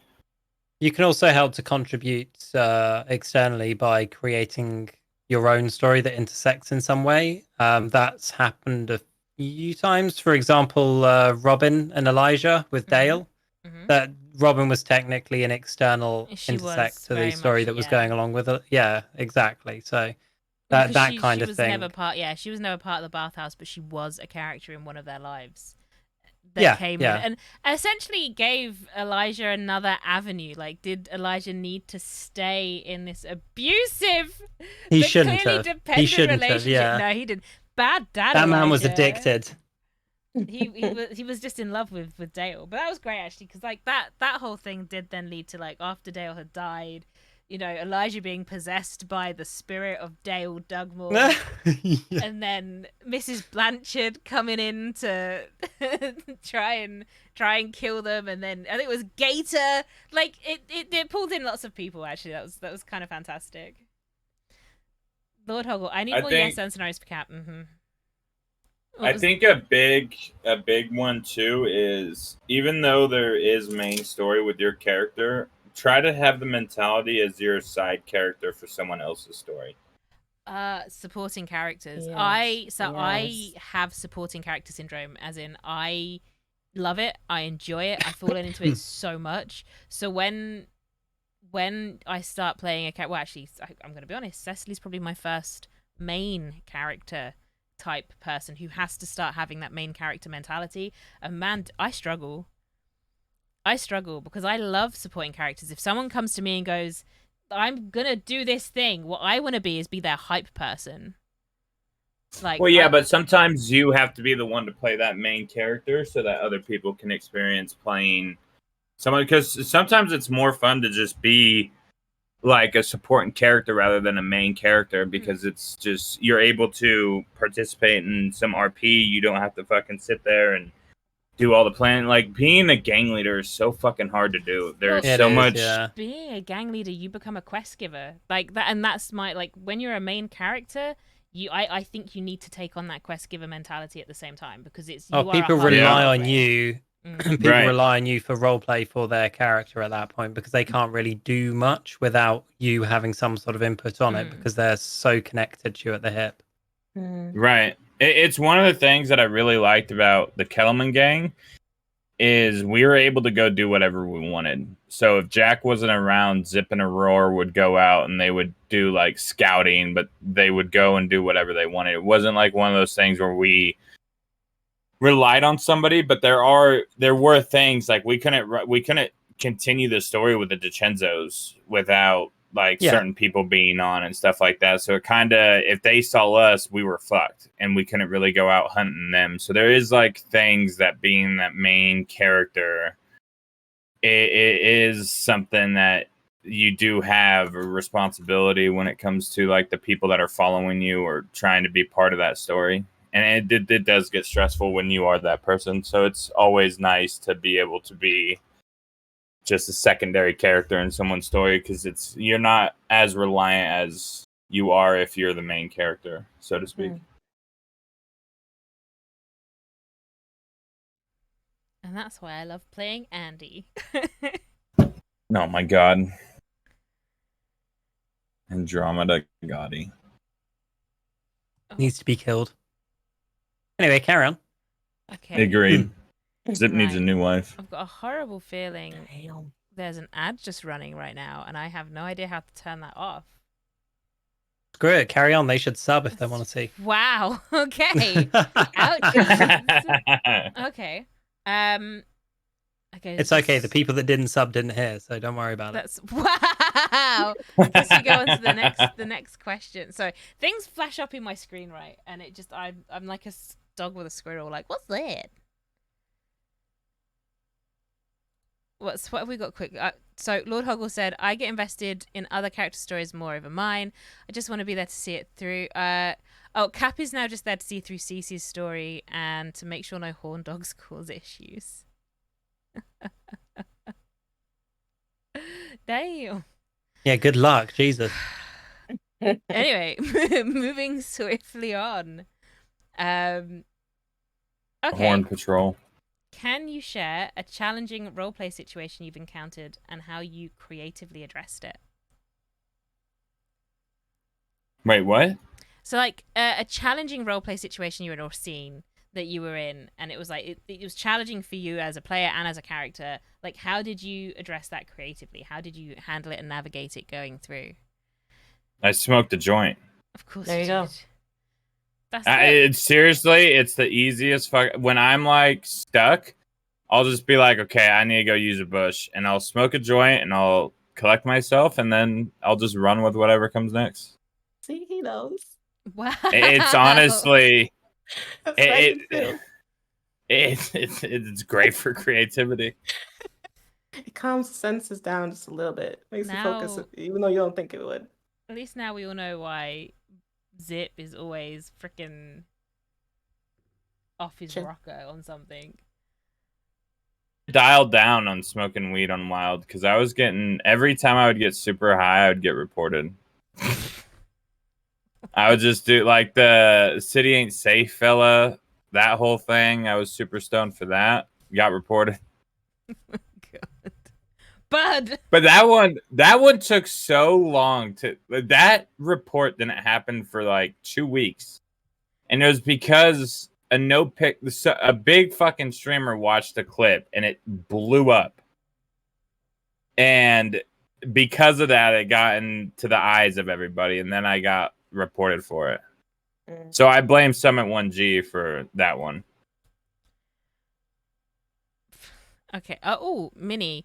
For me, it's very challenging when people have crazy accents. I heavily struggle to understand them. Most times it's like I understand the one or the other word and try to get some context out of it. If I did not get it after asking to say it again, I try to say something wise and ask if they want a reading. Yes. It's the perfect character to play if you can't understand what people say. Yeah. Just like I can't spell, so, homeless people are the perfect people for me to play. It's just easy. Dude, Play the to your way strengths Patches and became weaknesses. Finn was the greatest character development I've ever seen on any server anywhere. Was Patches the Finn, and I Jade never getting his planned. life straight or helping Yeah. him. That whole thing, like to be able to watch that, because I watched Patches before coming into Wild. Like I had and so like when I saw Patches when I was Zip. And then just like every time I'd go to Valentine, he would be a little bit more steady and off the rocker. And then eventually he's in a suit and fucking tie. Yeah. And doing fucking straight up like gangster shit. It was such a cool fucking character development to watch. I never planned for him to become the leader of a gang. Jesus Christ. Dude. That just snowballed into something else. But you did it well. You did. It went okay. Yeah, it's alright. Only lost his dad, Got revenge for that, though, so that's all good. That was one of my favorite story arcs ever, and I didn't stream any of it. Yeah, well, same, yeah. I mean, I think it was an entire month? Did that, yeah. Yeah. Well, it was an important part of the story for Finn, so it's always safer to meta-guard when something important's going on for a character. And I mean, it when the finale of that entire month was me waiting around for 5 hours for something that was meant to happen. To try and get but 5 hours in a barn with McCratty and Gator, one of which decided to start drinking halfway through, thinking it would only take 2 hours. Oh my god! Oh wait, yeah, no, Andy Croft was actually she was drunk, wasn't she? blasted by the end of it. Yeah. Yeah, no, I just in fact that was a big example of me getting to play a supporting character though for Finn's story there, and I loved that. I loved everything about that whole arc, and then him fleeing up to the snow after it was done, and Yeah, that and then conclusions. getting caught the day after in the snow, that was good shit there. And you walking out as they kept like Yeah. 5 law came in, yeah. Like just I don't know how, especially on Cecily, I've managed to get away with what she's gotten away with so far, but hey ho. I think because I called you like I don't know, Clara. Jane or some shit. Yeah. Yeah, just some random name. Like, yeah, random names got used. It's the accent. It's not the accent. It's not the accent. I refuse to Yeah, believe it it's the sounds too accent.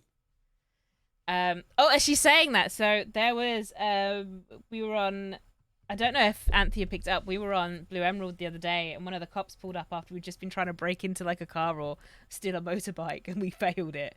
And I did. They obviously get a ping when it happens, and he rides up and he goes, "So what did you have to do?" And I'm playing a version of Andy on there, so I should be Northern and be like, "All right, yeah, no, I haven't done nothing." And instantly out of my mouth was, "Officer, how can I help you?" Like, no, wrong character. Like, wrong voice. Because, like, instantly, when, like, approached with authority, I'm like, let's become innocent and British. They're doing a very English Southern. Oh, it was Huggle that rode up. Brilliant. But, yeah. Bloody accents. No, okay. I think it's a difficult question to answer because, I mean, there's not really a challenge. There's not really a challenge to most roleplay. You can say it's challenging character-wise, but I think the most challenging thing I was in recently was like working out how to make the new Dynamite on World. Oh my and God. like it was challenging, but it wasn't challenging as far as roleplay. And like we created a group to do it, and there was a load of RP over 3 days from it.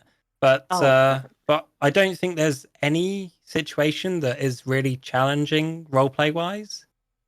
Okay. Yeah, I don't think so. Because either. it's not that much of a competitive game mode. It's about creating a story. Yeah, I do get like the idea of writer's block though. Like Yeah. challenging as in like trying to figure out an idea, but like I gave my method, and I'm sure there's tons of people that are on my same page with that. Okay. So, what, like, how do you... Okay.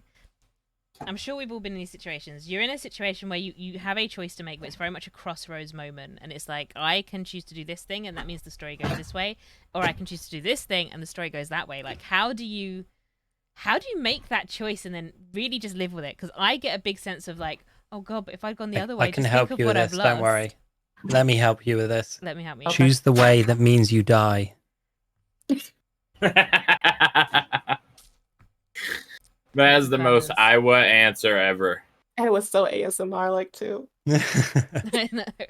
Choose whatever's gonna cause the most grief. Yep. No, see, like The sad ending is required. Such an unconfrontational person that I can't cause. Well, I mean, I do cause grief, but I struggle to cause grief so badly. So I mean, recently, if I ever get stuck on anything like that, I just go with the choice that I feel is most appropriate to the character I'm playing. Recently, Bud. Go on. Now I feel. Recently, example of this for Zip, he almost killed Hannah, and he had Hannah up on like a cliff. Mother. And, right, and OOC and Icy, I was like, Nopes would probably perma. So this is gonna be like a very big fucking deal. So I couldn't make up my mind to kill her or not to kill her. I had to close OBS because I didn't want like chat to influence anything. So I went to the next person that was there, and Alice was kind of overwatching everything going on, and I went to her and I was like, I don't know what to do. And you can RP the answer to that decision by involving other people into the scene. If you come across the challenging decision, you can invite someone in, and then they immediately are now involved in that scene, and they get to go and have a story like, well, Zip almost killed fucking Hannah, but I was there to stop it, and Alice can have like a little situation because of that, or not. It's up to them. It's really hard to involve people in your dying scene, so I don't know about that one for that, but for the rest of it, yeah. You could pause. Tee your hands and be like, "Can I phone? Can someone telegram?" Usually when you're dying, you can't, but yeah. Well, just crave for someone. Just say their name over and over again, and just be like, I'll wait 45 minutes. Well, the problem is, if you call anyone who cares about you, they're not going to want you to die. You wouldn't believe, like, it's not happened recently, but in prior times when I've had a character like in the state just before I'm going to decide to perma them or not, the amount of messages I get sometimes, or I would assume most people would get, but it's crazy. And it's usually really supportive stuff, and not people saying "Don't you dare." It's like supportive stuff through it while it's going on, and you're like, "Holy shit!" People know I'm gonna perm already. Yeah, I can help. I could just go in your DMs and just be like, "Do it." You won't do it. Do it. No balls. No. I'll probably help at some point. To be fair. Yeah, I'm able to watch now, so that's nice. Yeah. Oh, as it Minnie says, don't care about it, don't think about it, doing mistakes. I remember the scene when I gave 5 of the poisonous bottle, and it was the best decision because I got so many insights from it, and also got to know new people, which I would have never met when I did give the bottle to her. That poisonous bottle, I was there for some of the aftermath of that. Oh damn, lady! I thought you were going to. She became the most hated person for like an hour. Yeah. 5 is like she's like a gem. She's like precious. You don't hurt her. With what you have to keep the character. Sorry, you have to challenge him to keep the character alive. Yeah, basically. But then I'll take that as reverse psychology and be like, nope, I know what you're doing. I'm out. I mean, who is your longest surviving character at the moment? Is it Dark? Depends if you mean no. If you mean just on world of all time, then Finn. It has to be Finn, right? No, Finn's only character number like 6,000 or something, which is but he was around for so long. No, I mean, yeah, well, for you, no, 6 months. I've got a character that's character number 150 on the server, so the 150th character created. So that'd be my longest. She's saying like longest. Your longest surviving character. Alive. Still alive. Yeah, like the character you played the most. But the really early character's still alive, right? Is that Doc? No. Doc's like 3. Yeah, Doc's like 300. My priest's 150. Yeah. Finn's 6,000, I think, and Wesley's like 14,000. No, 13. I don't know. He's in the tens of thousands character number.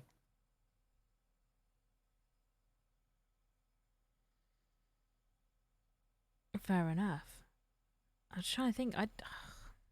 I think I've actually got loads of characters that never died. I'm cursed with stories never really getting to finish because that's why you just got to finish them when you get the chance. Just kill the character. Well, do you know yep, what? Absolutely. Come join the dark side. Andy has twice nearly had some of the best deaths, and then I was like, So the first one was, you told me about one of them. The first one was the waterfall, and then I was like, can't do that. That might be against server rules.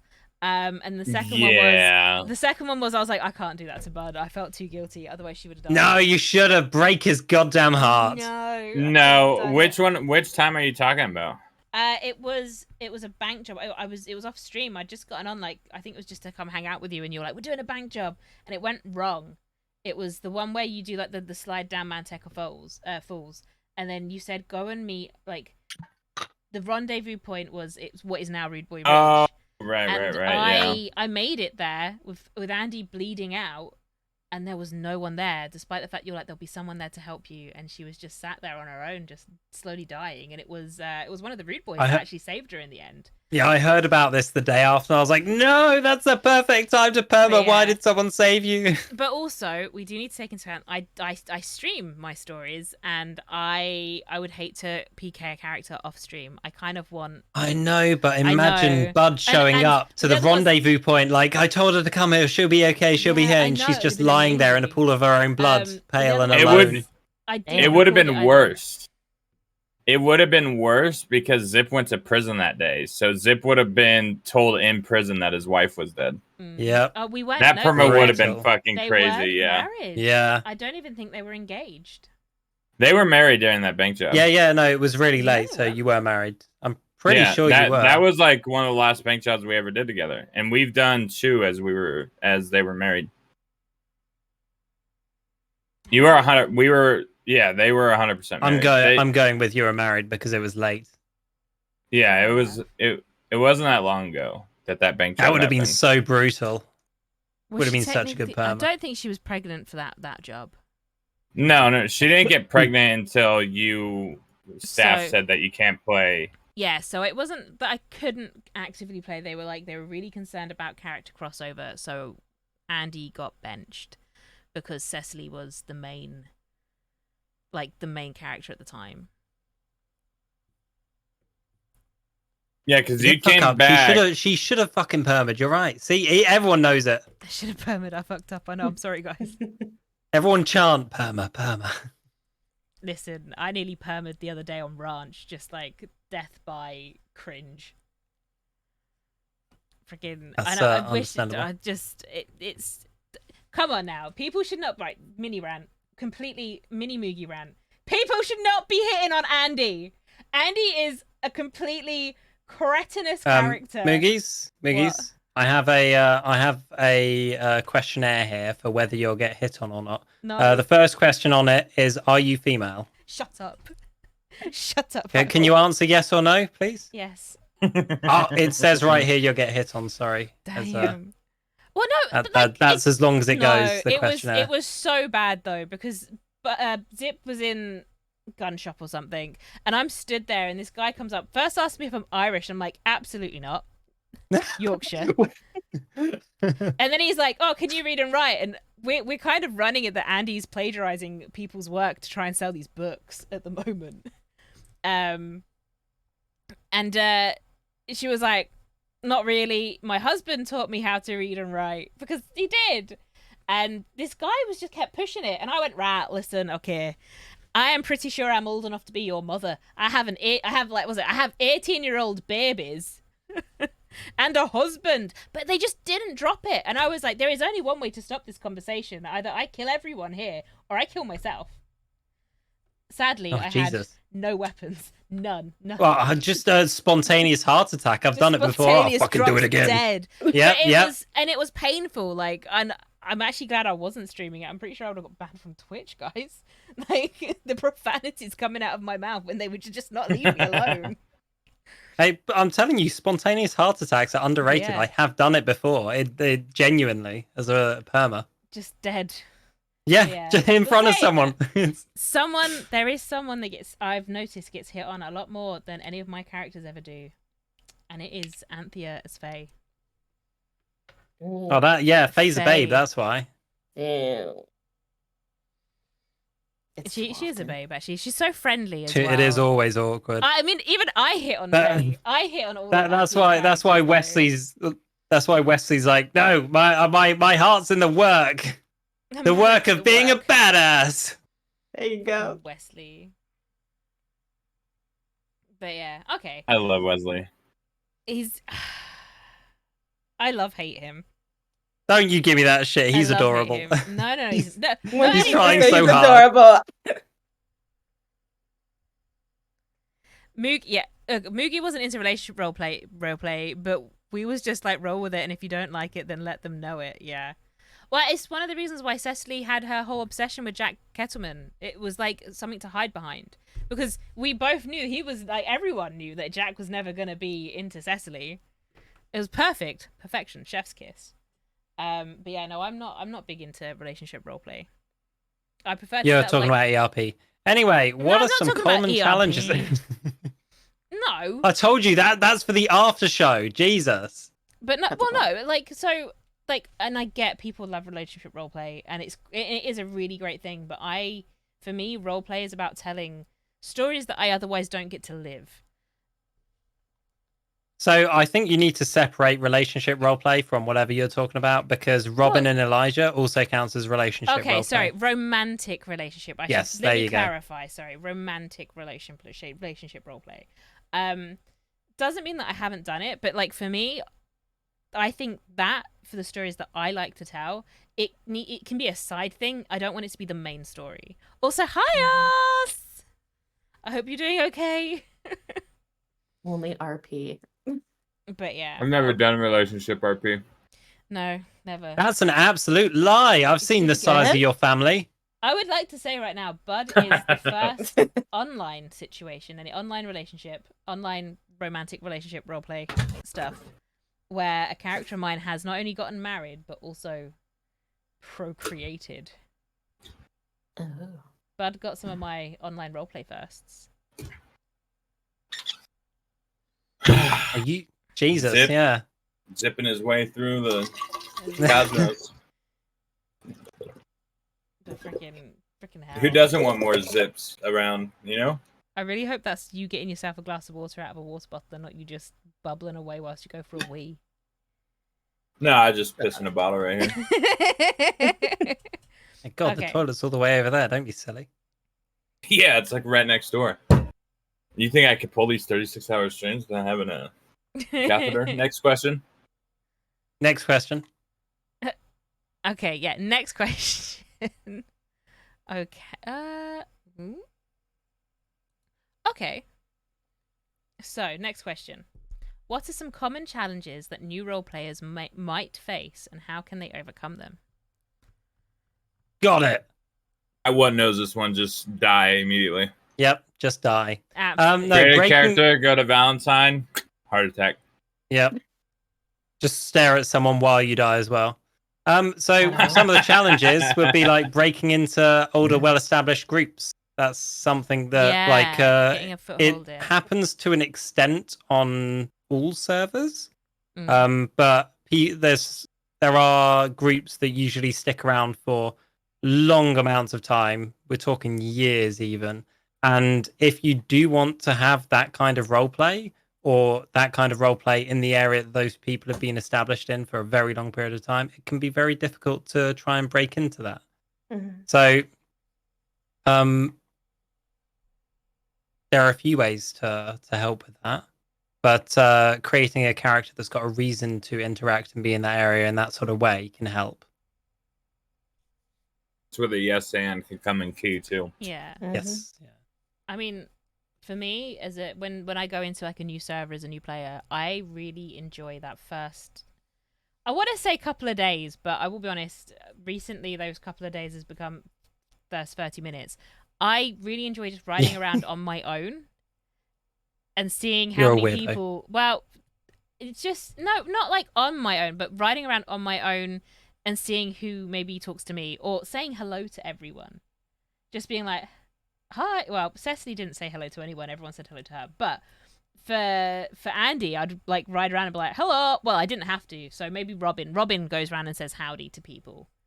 Because Andy, I wasn't even playing Andy. I was grinding for some money in a mine. Oh my god, shock horror. So I could get a horse. And fucking Zip comes in, and that was the beginning of Zip and Andy, clearly. But with Cecily, Zandy, yeah. But Cecily, why did no one? Did that take a minute for you? Did it just light bulb? That's the couple name thing. Gotta do it every time. They have Zandy's Bakery. Yeah. Zandy's Bakery, the Civ arc. But yeah, but with so Cecily, rather than talking what you like when you come into a server, how about we talk about the common challenges? Jesus. No. Wasn't that the question? Oh my god. For me, I think so I was actually just watching somebody who was brand new to the server, and he was getting really frustrated because one, he was anxious. He didn't know what the hell was going on. Two, he would go up to people and people wouldn't really acknowledge him, so he didn't feel like he belonged. And then he wanted to give up, but a few people in chat tried to remind him that you just got to keep trying.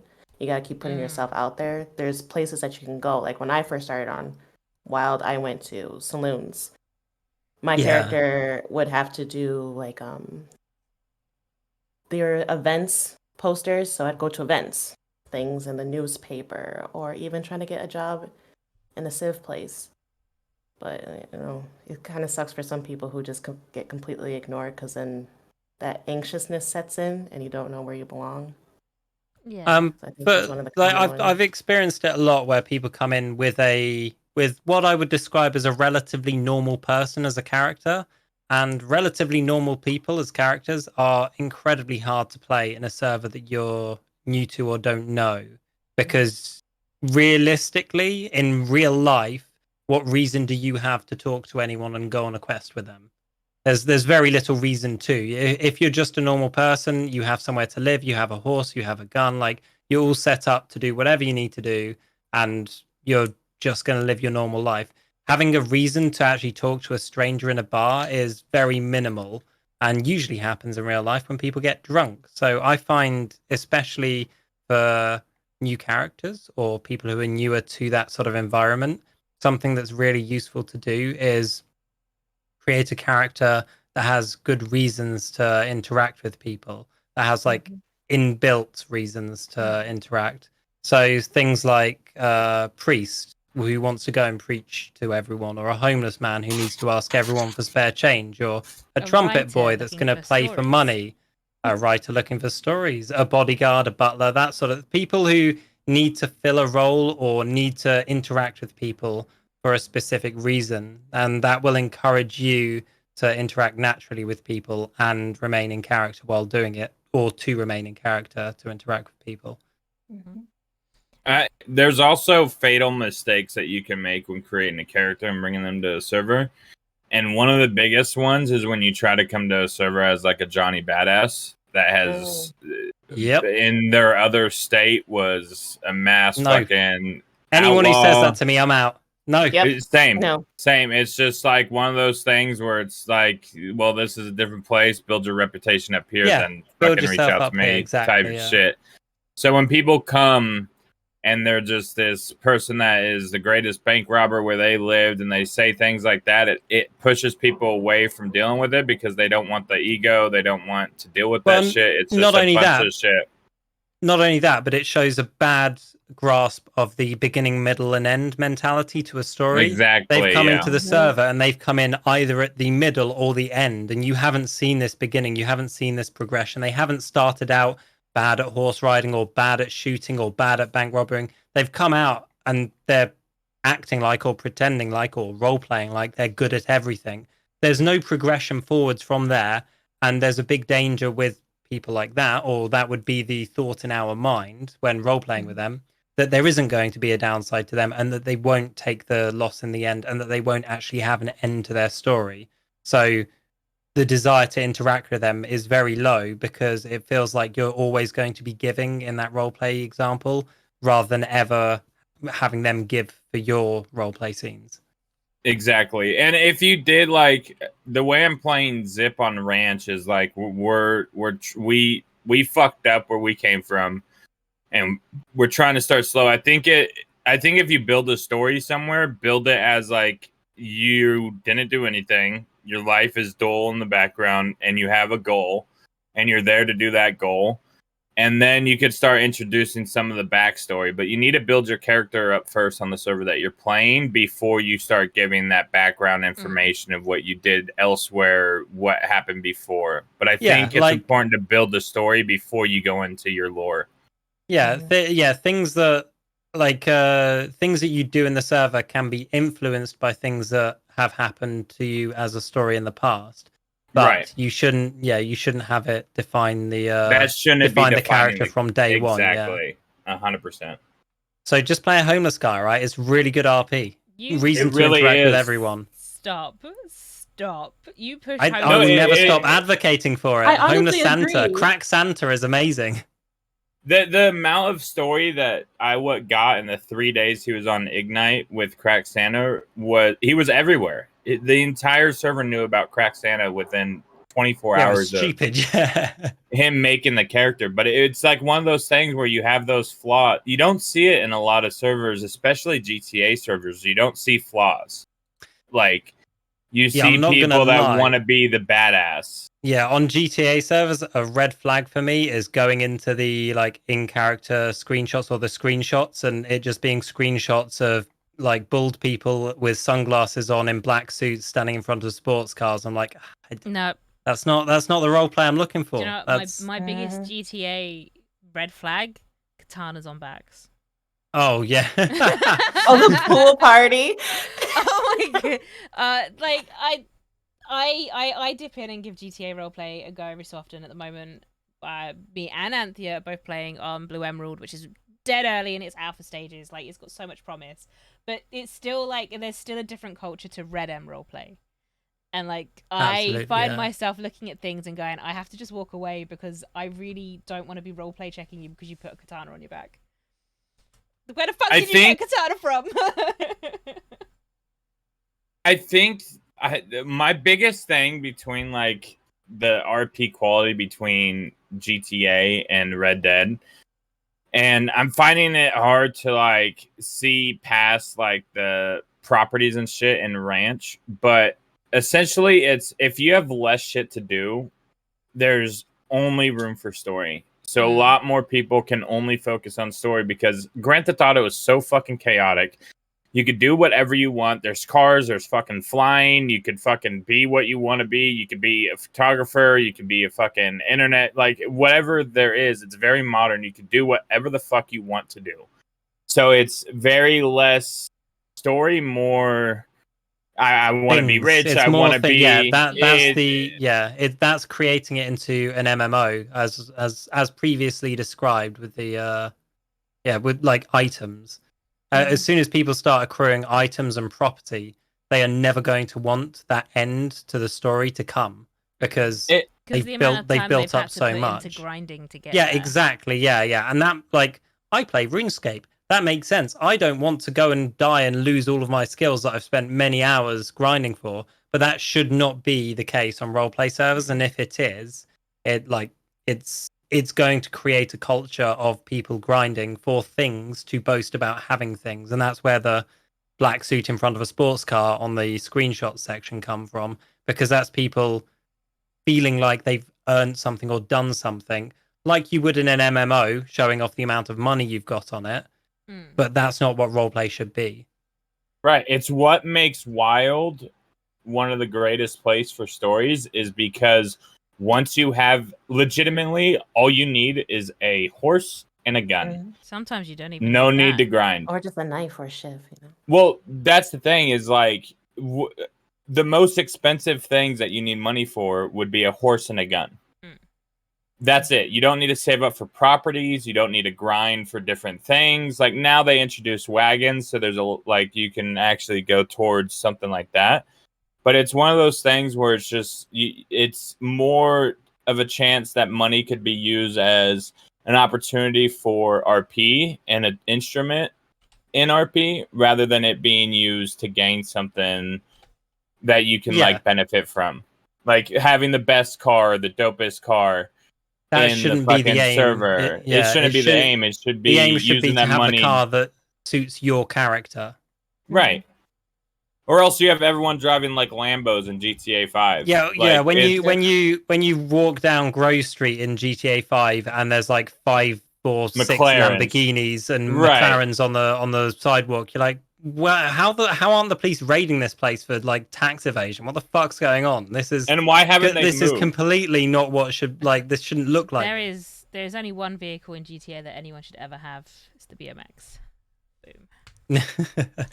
Absolutely not. My crack Santa couldn't ride a BMX. That shit required too much balance.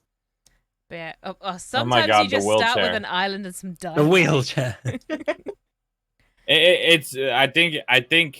I think economies kill roleplay in a big way. Economy roleplay. Like, can you really call it roleplay? But yeah, economy mechanics can really kill roleplay. Like, I mean, what I started out on GTA was menu servers where you can use a menu to just spawn whatever you might need or want, and those servers there would be nobody with the super sportiest of cars because anyone could just have that at any point. So people just got the cars that would look like their character should have them. So the lawyers had like just normal black sedans, and the bus drivers had buses, and the shopkeepers had little hatchbacks and stuff. But I mean, that's one extreme where it can be hard to build a long-term story with it in a menu server, because it's usually for just setting up individual scenes, whereas economy servers, they serve themselves better as longer-term story elements. But if you go too far into things costing a lot, it becomes more of an MMO than actually RP.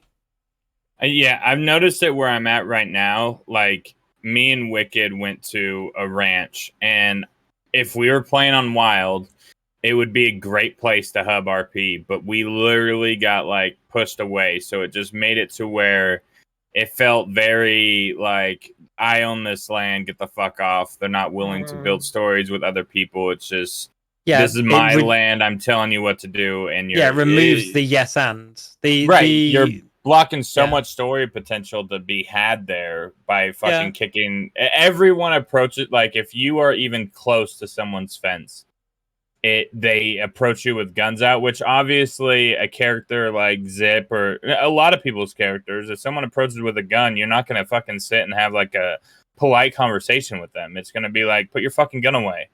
Yeah. And then it just leads to just shit RP from there on out. Like, not shit RP as in the RPer, it's just not. Well, they've approached RP. the situation rather than from a yes and perspective of who are these people and what can we do together, but a leave me alone perspective. Yeah. Exactly. Which, and then you're just like, all right. Yeah. Which Right. this was I played on Twitch RP for a while, and I had some amazing scenes and amazing time there. But one of the big issues with that was property ownership. And once you have property ownership in it, all of those beautiful interiors that are open, that I know that you'll have had the same thing as me, Zip, and many other people will. When or if you think about kidnapping someone, you think about where you could take them, like what interiors you could use, what scenes you could make using those interiors. But if you're on somewhere where all of the properties are locked because they're owned, you kidnap someone and you're like, well, fuck, we can go up a cliff, I guess, or next to a river, but there's all of the interiors are locked off because they're all owned by someone who's not online right now. And if they are online, they're just going to tell you to get off their land. Right, or immediately ride off and go get the law, which law is good for scenes, but not when they're first starting. Like, I don't mind law interrupting a scene, but there's times where it's like there needs to be like we're trying to get a point across type shit, and it's hard when you get bombarded. But you're absolutely right. There are a lot of places in like Wild where I know I don't have to worry about, like, you could go up to someone's cabin and be like, hey, like, usually, even though there's no property ownership, it's like a respect thing. Like, if I saw any of the Braithwaites at Braithwaite, we would kind of go on to a different place if we kidnap someone. Yeah. Just out of respect for them. But it's like there's 100 other buildings that we could choose from. Yeah. Well, that's exactly the point. It, like, having more interiors available allows for more roleplay, whereas closing it off for people to own, that's not roleplay. That you're playing an MMO there, where people are like, they could maybe use that interior to roleplay. Even if they do it once a day, they will never be able to use that interior as much as the entire server could if it was open. Exactly. Fair enough. 100%. Okay, that seems like a natural pause. So should we move on to the next question? Indeed. We're coming near to the end of them now. So you go. We guys. better be. I'll I've got to go soon. to bed. Okay. Oh So- yeah, it's late for you. I've nearly got a level in agility doing this shit. Oh my goodness. RuneScape. Okay. So during a roleplay scene, a roleplay? Let's try that again, shall we? During a roleplay scene, how can players strike a balance between advancing the story and allowing space for other characters to shine? So, I think it's really about trying not to cut story off for others. There's a balance between playing like an extremely violent character, for example, and like showing people that they're extremely violent and also cutting off the scene that you're in. You don't want to end the scene prematurely, but if you are playing a character that's violent, it can be difficult to find a way to actually get that across, you know. And I think I had a clip for that very thing as well, where I shot a NPC rather than took out the frustration of the character on anyone around to allow the character to be violent, but also not prematurely end anyone else's story or experience that was there. Wait, hang on. I think I've got it. Do you remember what it was called? Probably not. You don't have to play it now. We can have a further discussion before you play it. But Okay. There was one scene that I witnessed where two people were basically on the run from law, and one person in their group wasn't wanted, and he wanted to help out by maybe, searching Saint Denis to figure out if there's law here or searching another spot over there, but the person that they were talking to immediately shut it down, saying, "No, just stay here. Don't go anywhere. We're just gonna basically stay in this one spot for a whole hour." And to me, I felt like it would have been really cool if they allowed that person to go to town to see if they found anything which could lead to that person possibly getting caught, instead of just shutting it down and saying, "No, you got to stay here and just do nothing." Exactly. that's the staying there might be the right decision if you want to ensure that whatever you're doing comes out on the right side of things, but it's not always the best decision as far as roleplay. That's the whole, like, do you want to win this thing, or do you want to give the opportunity for more roleplay to happen? Exactly. I think it's like if you're trying to, like, if there's a story that you're trying to push, like, hold off on that, but not like for the whole thing. Get your thing across and then start getting it open for other people to start getting involved in the scene.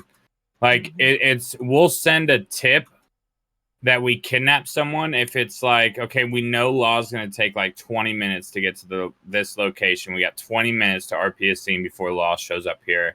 We could get the scene that we want across, but then there's other times where it's like, okay, no, we're having this scene, and it's harder to make the decision of like, okay, let's get caught on, not get caught on purpose, but let's get the leads out.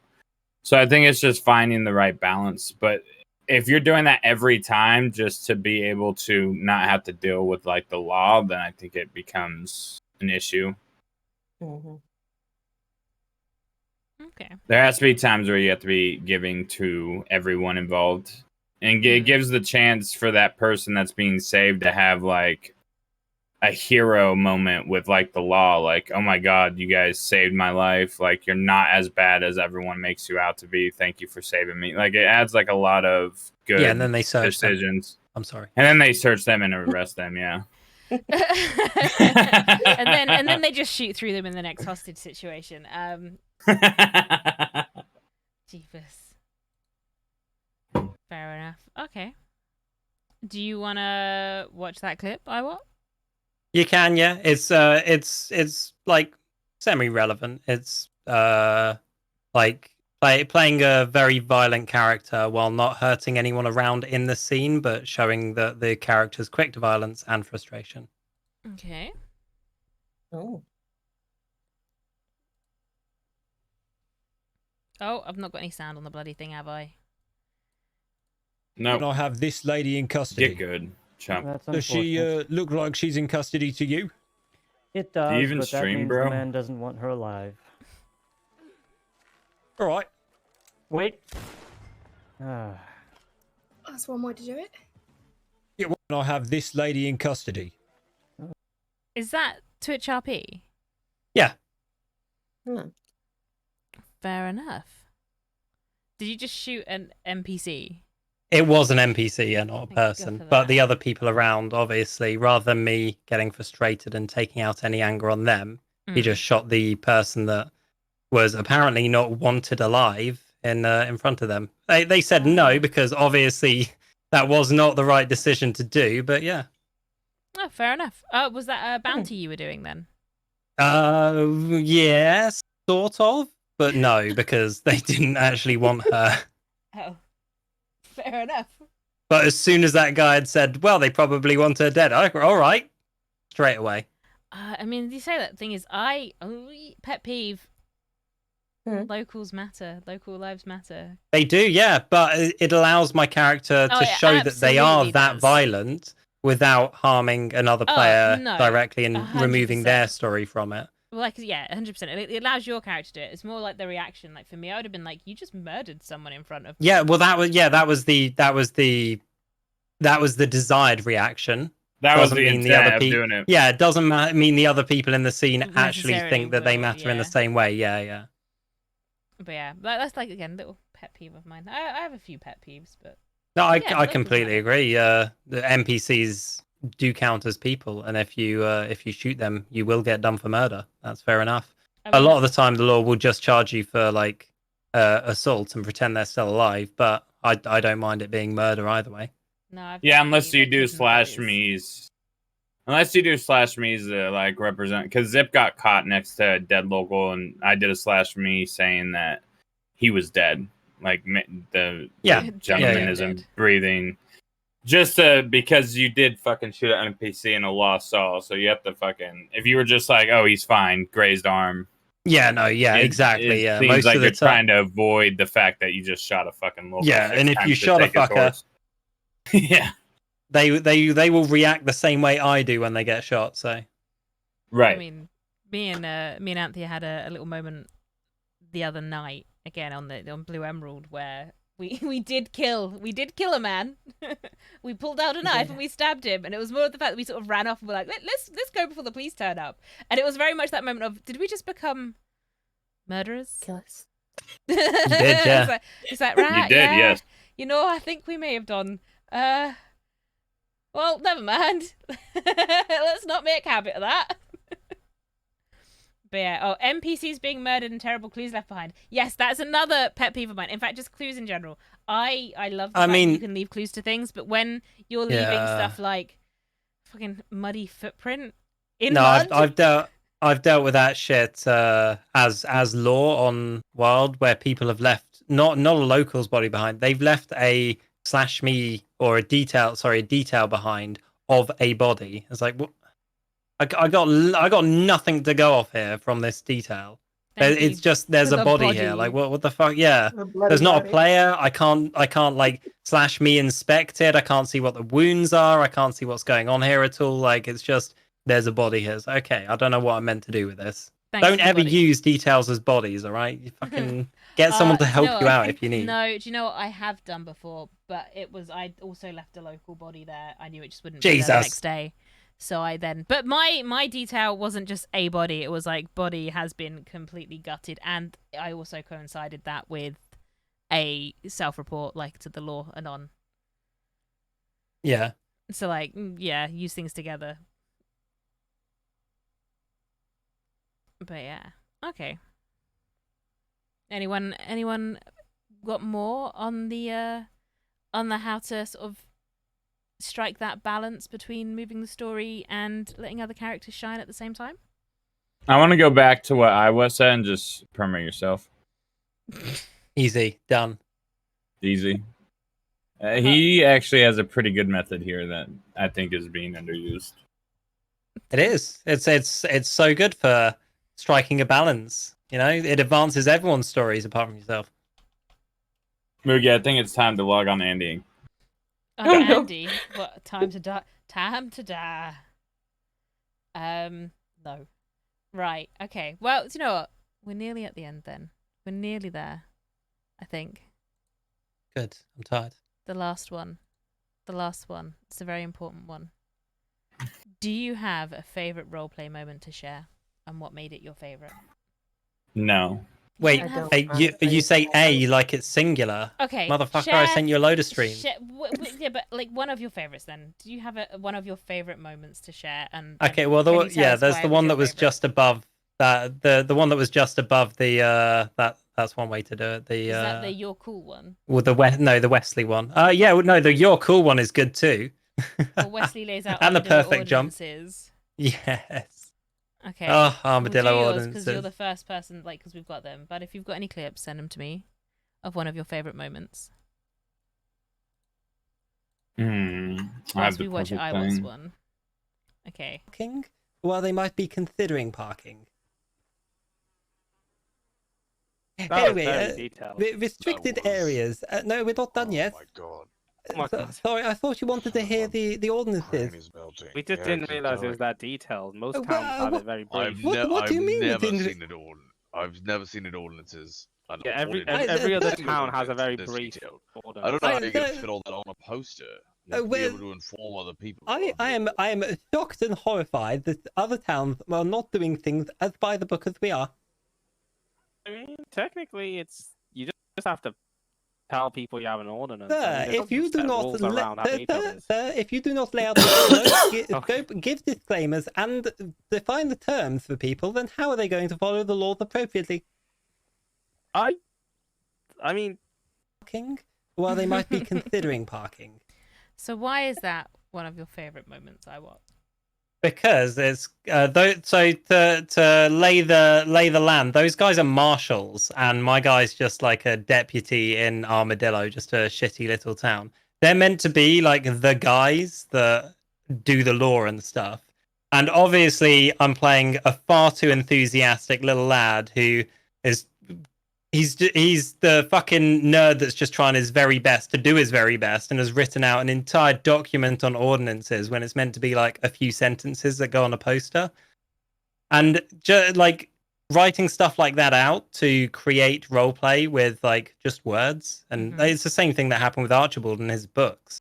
That stuff, like, you don't need items and a load of other shit. You can create a lot of roleplay with just with this stuff that you create in documents and words. You know, I did make a character, by the way, on that server to come and I know you did, ruin your day as this character. You should have. You should have. Oh, I know. I should have done. But you stopped playing, to be fair, like the next day, so. Yeah, should have murdered me that day. Okay. But how Zip gets through Sisika, okay. Is that going to... Oh! It is. Oh, of course. Okay, bud. How long is it for... You can just play like why are these 30 your favorite seconds. roleplay moments?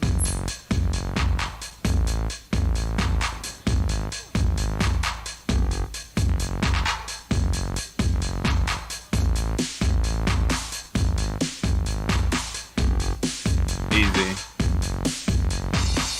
Is this literally just a 4-minute video of Zip dancing? Yeah, skip to like 4 minutes. Watch this portion of Or the no, video get me 3 off. minutes. 3 minutes. Yeah. 3 minutes. Pain away, fuck the pain away, fuck the pain away, fuck the pain away. That was fuck easy. the pain away, fuck the pain away. Thank you. I'm gonna thank you for the muted portion of the VOD. Bud. You're welcome. Okay. This is another highlight of Zip. Okay, actually, this is one of my favorite ones for you. I don't know why this is your favorite roleplay moment, because it's just you on your own sim. That's what I'm saying. Oh, okay. You heard it here first, guys. Bud doesn't like roleplay with people. He just likes roleplay with himself and pixelated Well, I was animals. watching it, but I just got an advert. Oh, well, that's on you. Fucking. Freaking Bud. To be fair, I remember jumping into one of your streams and it was you just role-playing with a cat. That's Although I right. say that, Andy stood in Armadillo on her own, just role-playing with the dogs.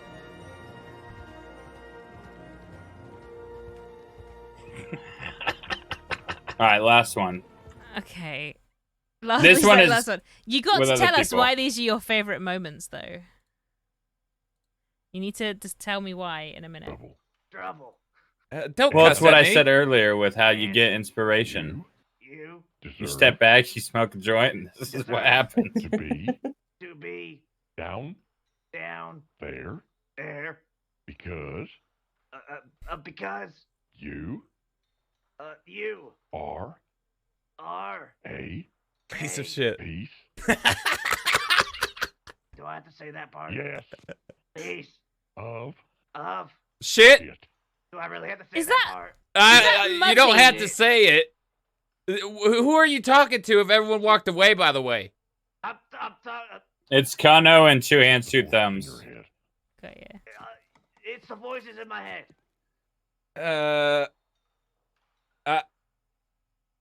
Can you repeat what you said?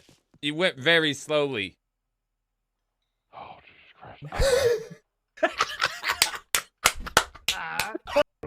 Trouble. Don't cuss And- at me. And You Okay, so that's it on repeat. Right. Did you just get them to repeat it out? I did, yeah. And why? The whole thing. And why? The whole is that? thing. Why is that your favorite moment or one of them? You I know, mean, I it's can tell you just- why actually, because that cracks me up. No, if you want like a real one, like a big one, No, that is good Like, enough. there's- That is actually good enough. If you want a big one, go for You're Cool. this one was a big moment that shifted Zip entirely. And I can explain after this, but this is a serious one. But Ma, I'm tired of getting fucking stepped on. That's by every fucking person. Blood or no blood. Gang or no gang. I'm fucking tired of this shit. I'm fucking tired of not trusting people in my own outfit. I'm fucking tired of trusting not people in fucking the West. And now you sit here and fucking do this? And you beg for me to fucking shoot you down?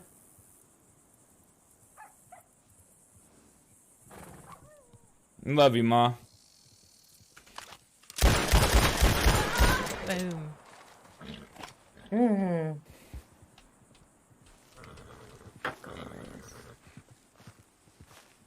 That one did flip Zip because this was right after, for those that don't know, this is right after Mills and Alice shot Zip. Jeremiah died. Abigail went to the law and told the law what happened, which got Mills and Alice arrested, or pretty much caught up on stuff. Zip later went into Blackwater to turn himself in for shooting Abigail. Cash pretty much was like, you only get 10 days. You could serve it on the docks. Ran into Jack. No, Zip pretty much this told is a- Jack to fuck off. That's a completely different time. No, this is that same day because you were in the you had left. All of that happened before. So that was when we all got, because I was No, there no. for this. So you got You gunned down by left. Mills. Right. You left this scene. Yeah. And we went to Ansburg. Then we went to Braithwaite, took a boat to Blackwater, where then we got taken by the bastards. Yeah, And that- you were that in a happened. tent. This was all that day, yeah. Yeah, like I remember, because I remember you trying to hand yourself in and Andy being like, no, don't do it, I'll take the blame. And then we Right, got but grabbed by then the you got- bastards before you even got a chance to send the telegram. Yeah, and then while I was waiting for you to get medical, I turned myself in because they were saying it was going to be like 10 days. Well, Cash let me serve it on the docks talking to Jack. And I pretty much told Jack that, like, I'm not going to, like, bend the knee to anybody, like, not even you. And pretty much separated ties with Jack in that moment. And then, like, walked away. And then this was, like, the next day we kind of started the civilian arc with Zip and Andy. Andy recovered. It wasn't the civilian arc, that was the witness protection or whatever we were going by. Well, that was when I discovered I could do that horribly creepy southern accent that I hate. right. And But this kept was like a calling big, proper. impactful flip on Zip. But yeah, that moment there was, yeah. It was, but the Stuart, I'll give it to Privy. She knows how to push buttons on characters. Like she 100%. is a catalyst for some big moments for a lot of characters. Well, How about the You're Cool or the Perfect Jump? Those are my other clips. All comedic. None of this big character moment shit. Fuck that. I mean, 99% of my fucking clips are just funny, so I needed to throw something serious. I don't believe in serious. I only believe in death and comedy. Oh my goodness. Tragedy. Anthea, I don't know if you've got any Yeah. clips, but I don't. I wish I recorded, but I don't. But what is one of your favorite roleplay moments and why? Please tell us a story. Tell you, I don't have anything. I am so serious with Faye. With Faye, I just love being a dork. So every scene that I've had, I just like going towards the dorky scenes and having fun. And even if I fall off a cliff or something like that, I just have fun with it. Okay, I well, don't have anything serious like I have that. a favorite moment between which Faye is in, and it was the first time we sacrificed someone to Freya's horse. Not Freya's horse, Faye's horse, Freya. I don't know. There's a clip somewhere, but I don't know where it is, sadly, because the other Big person Balls in Bill? was there. It wasn't Big Balls Bill. It was same player. It was Brian. He was on a different character, and it was like degenerate hours of the day. No one was really around, and he turned up, and we thought he was going to try and rob us, so we sacrificed him. Oh yes, I love doing that to him. I think we also did it on his. And then we did it to Bill Bill. character too. I kind of really want to make it like a life's mission to follow him wherever he goes in life and just sacrifice all his characters to Freya. Thinking now it's time after what he'd done. I know, right? Mm-hmm. But yeah, but like there you go. That was that was a moment. It was a fun moment, but it was such a great moment because that also helps sort of really start solidifying the friendship between Cecily and Faye, I think. Oh, So even fun moments can push for like really great character development. Agreed. Yeah. Then play mine too. The Perfect well- Jump and You're Cool. Where are they? Oh, perfect. I Did you send them? sent them to you ages ago. Oh, bear with me. I'm technically Wow. mutant. Asshole. I know, right? right? Why it's Didn't just- even tell you what the questions were on the stream. Right? The perfect. Had to put it in a jump. different. It's not. It's in the right. It's all there. Like you've all got it. Well, when you said I sent you questions, I like was digging through mine and your DMs, and I was like, she didn't. And I was like, wait a minute, she added us to a whole fucking thing. I was going through your Discord. I thought I made it so easy. Okay, the perfect jump.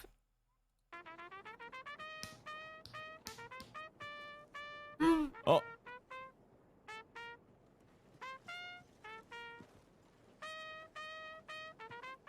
Wow. He has very persistent lips. I don't know what to tell you.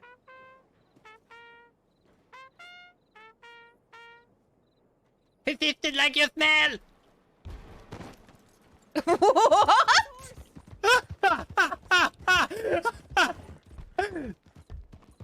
Oh my god. The Perfect Jump as well. What? That's perfect. And The Dalloway's horse from Fables as I rode away was perfect. oh my goodness. And what was the other one? It was just below that one. You're Cool or above. I can't remember. Okay, I've got your cool in there already, apparently. There we go. Oh, god damn it. Wesley, what has happened to you? What do you mean what's happened to me? Idea. What has happened? Just look at you, Wesley. You're wearing what's happened to you. You're not the same boy. You're cool. That's one word for it. Elijah warned me of the vernacular you've gotten from hanging about with his mistress. That was Bonhart, wasn't it? It was, yeah. You're cool. No. Loved it. He's not a boy, he's a badass. Freaking Wesley. Absolutely. Fucking love Wesley. Listen, Wesley still wets the bed, okay? No one needs to know that, okay? I have to be so careful with your characters because I don't want to be the one to permanently kill any of your characters purely because I want one of the other ones back. So I have to just avoid them. Hard luck. They're all gonna die. All gonna die. I know. Yep. They can die. I just can't be the one to do it. Yeah. But yeah. You'll have to okay. hire people to do it. Do we have any more Cat will favorite kill moments? dog. Why? Wow. What's dog ever done to you? Damn, not the dog. But yeah, I think that's kind of like that was the end of the questionnaires that I had for this, and that actually brings us to a nice stop. It's been a while. The English people need to sleep because we're ridiculous. Wait, you're going to bed too? No, I'm an old man. I need to get my beauty sleep. I'm not. I'm gonna go make myself a cup of tea, and then I'll probably be around later. But Have a cuppa. I mean, I need to do one more lap of this agility course. So I've got 900. No one, I no one was playing over RuneScape here with just me? playing Is RuneScape. that okay? All right. Jesus. sorry. I have never played it. It's probably a good thing, but I've got to say, legally, you're missing out. I know, Ferrets. I'm loading in right now. Are you getting on? Wow. So tomorrow hardcore drops, which I'm playing with Hoop and stuff, but Ferrets won't play. So hardcore WoW. So it's classic WoW, but they're adding hardcore servers, like official hardcore servers. So if you die, you're dead. Oh, so they basically had to, copy RuneScape with their hardcore status. Got it. Well, Diablo's always had hardcore. Yeah. And I mean, probably it's definitely a method.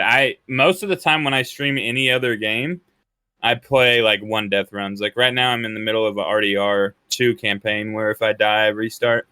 And I'm on chapter 3 or 4. Is it online? Can I join in and assassinate you? It's not online. No, it's the campaign. Okay, but well, keep talking. It's fine. But you could probably, if Hoop and I play on a PvP server, you could grief us that way. Oh my god! Like the only place I could possibly grief anyone would be Dark Souls or Elden Ring. Anything but that, I'm useless. Okay, well, whilst you discuss griefing, thank you, all three of you, for joining me for this.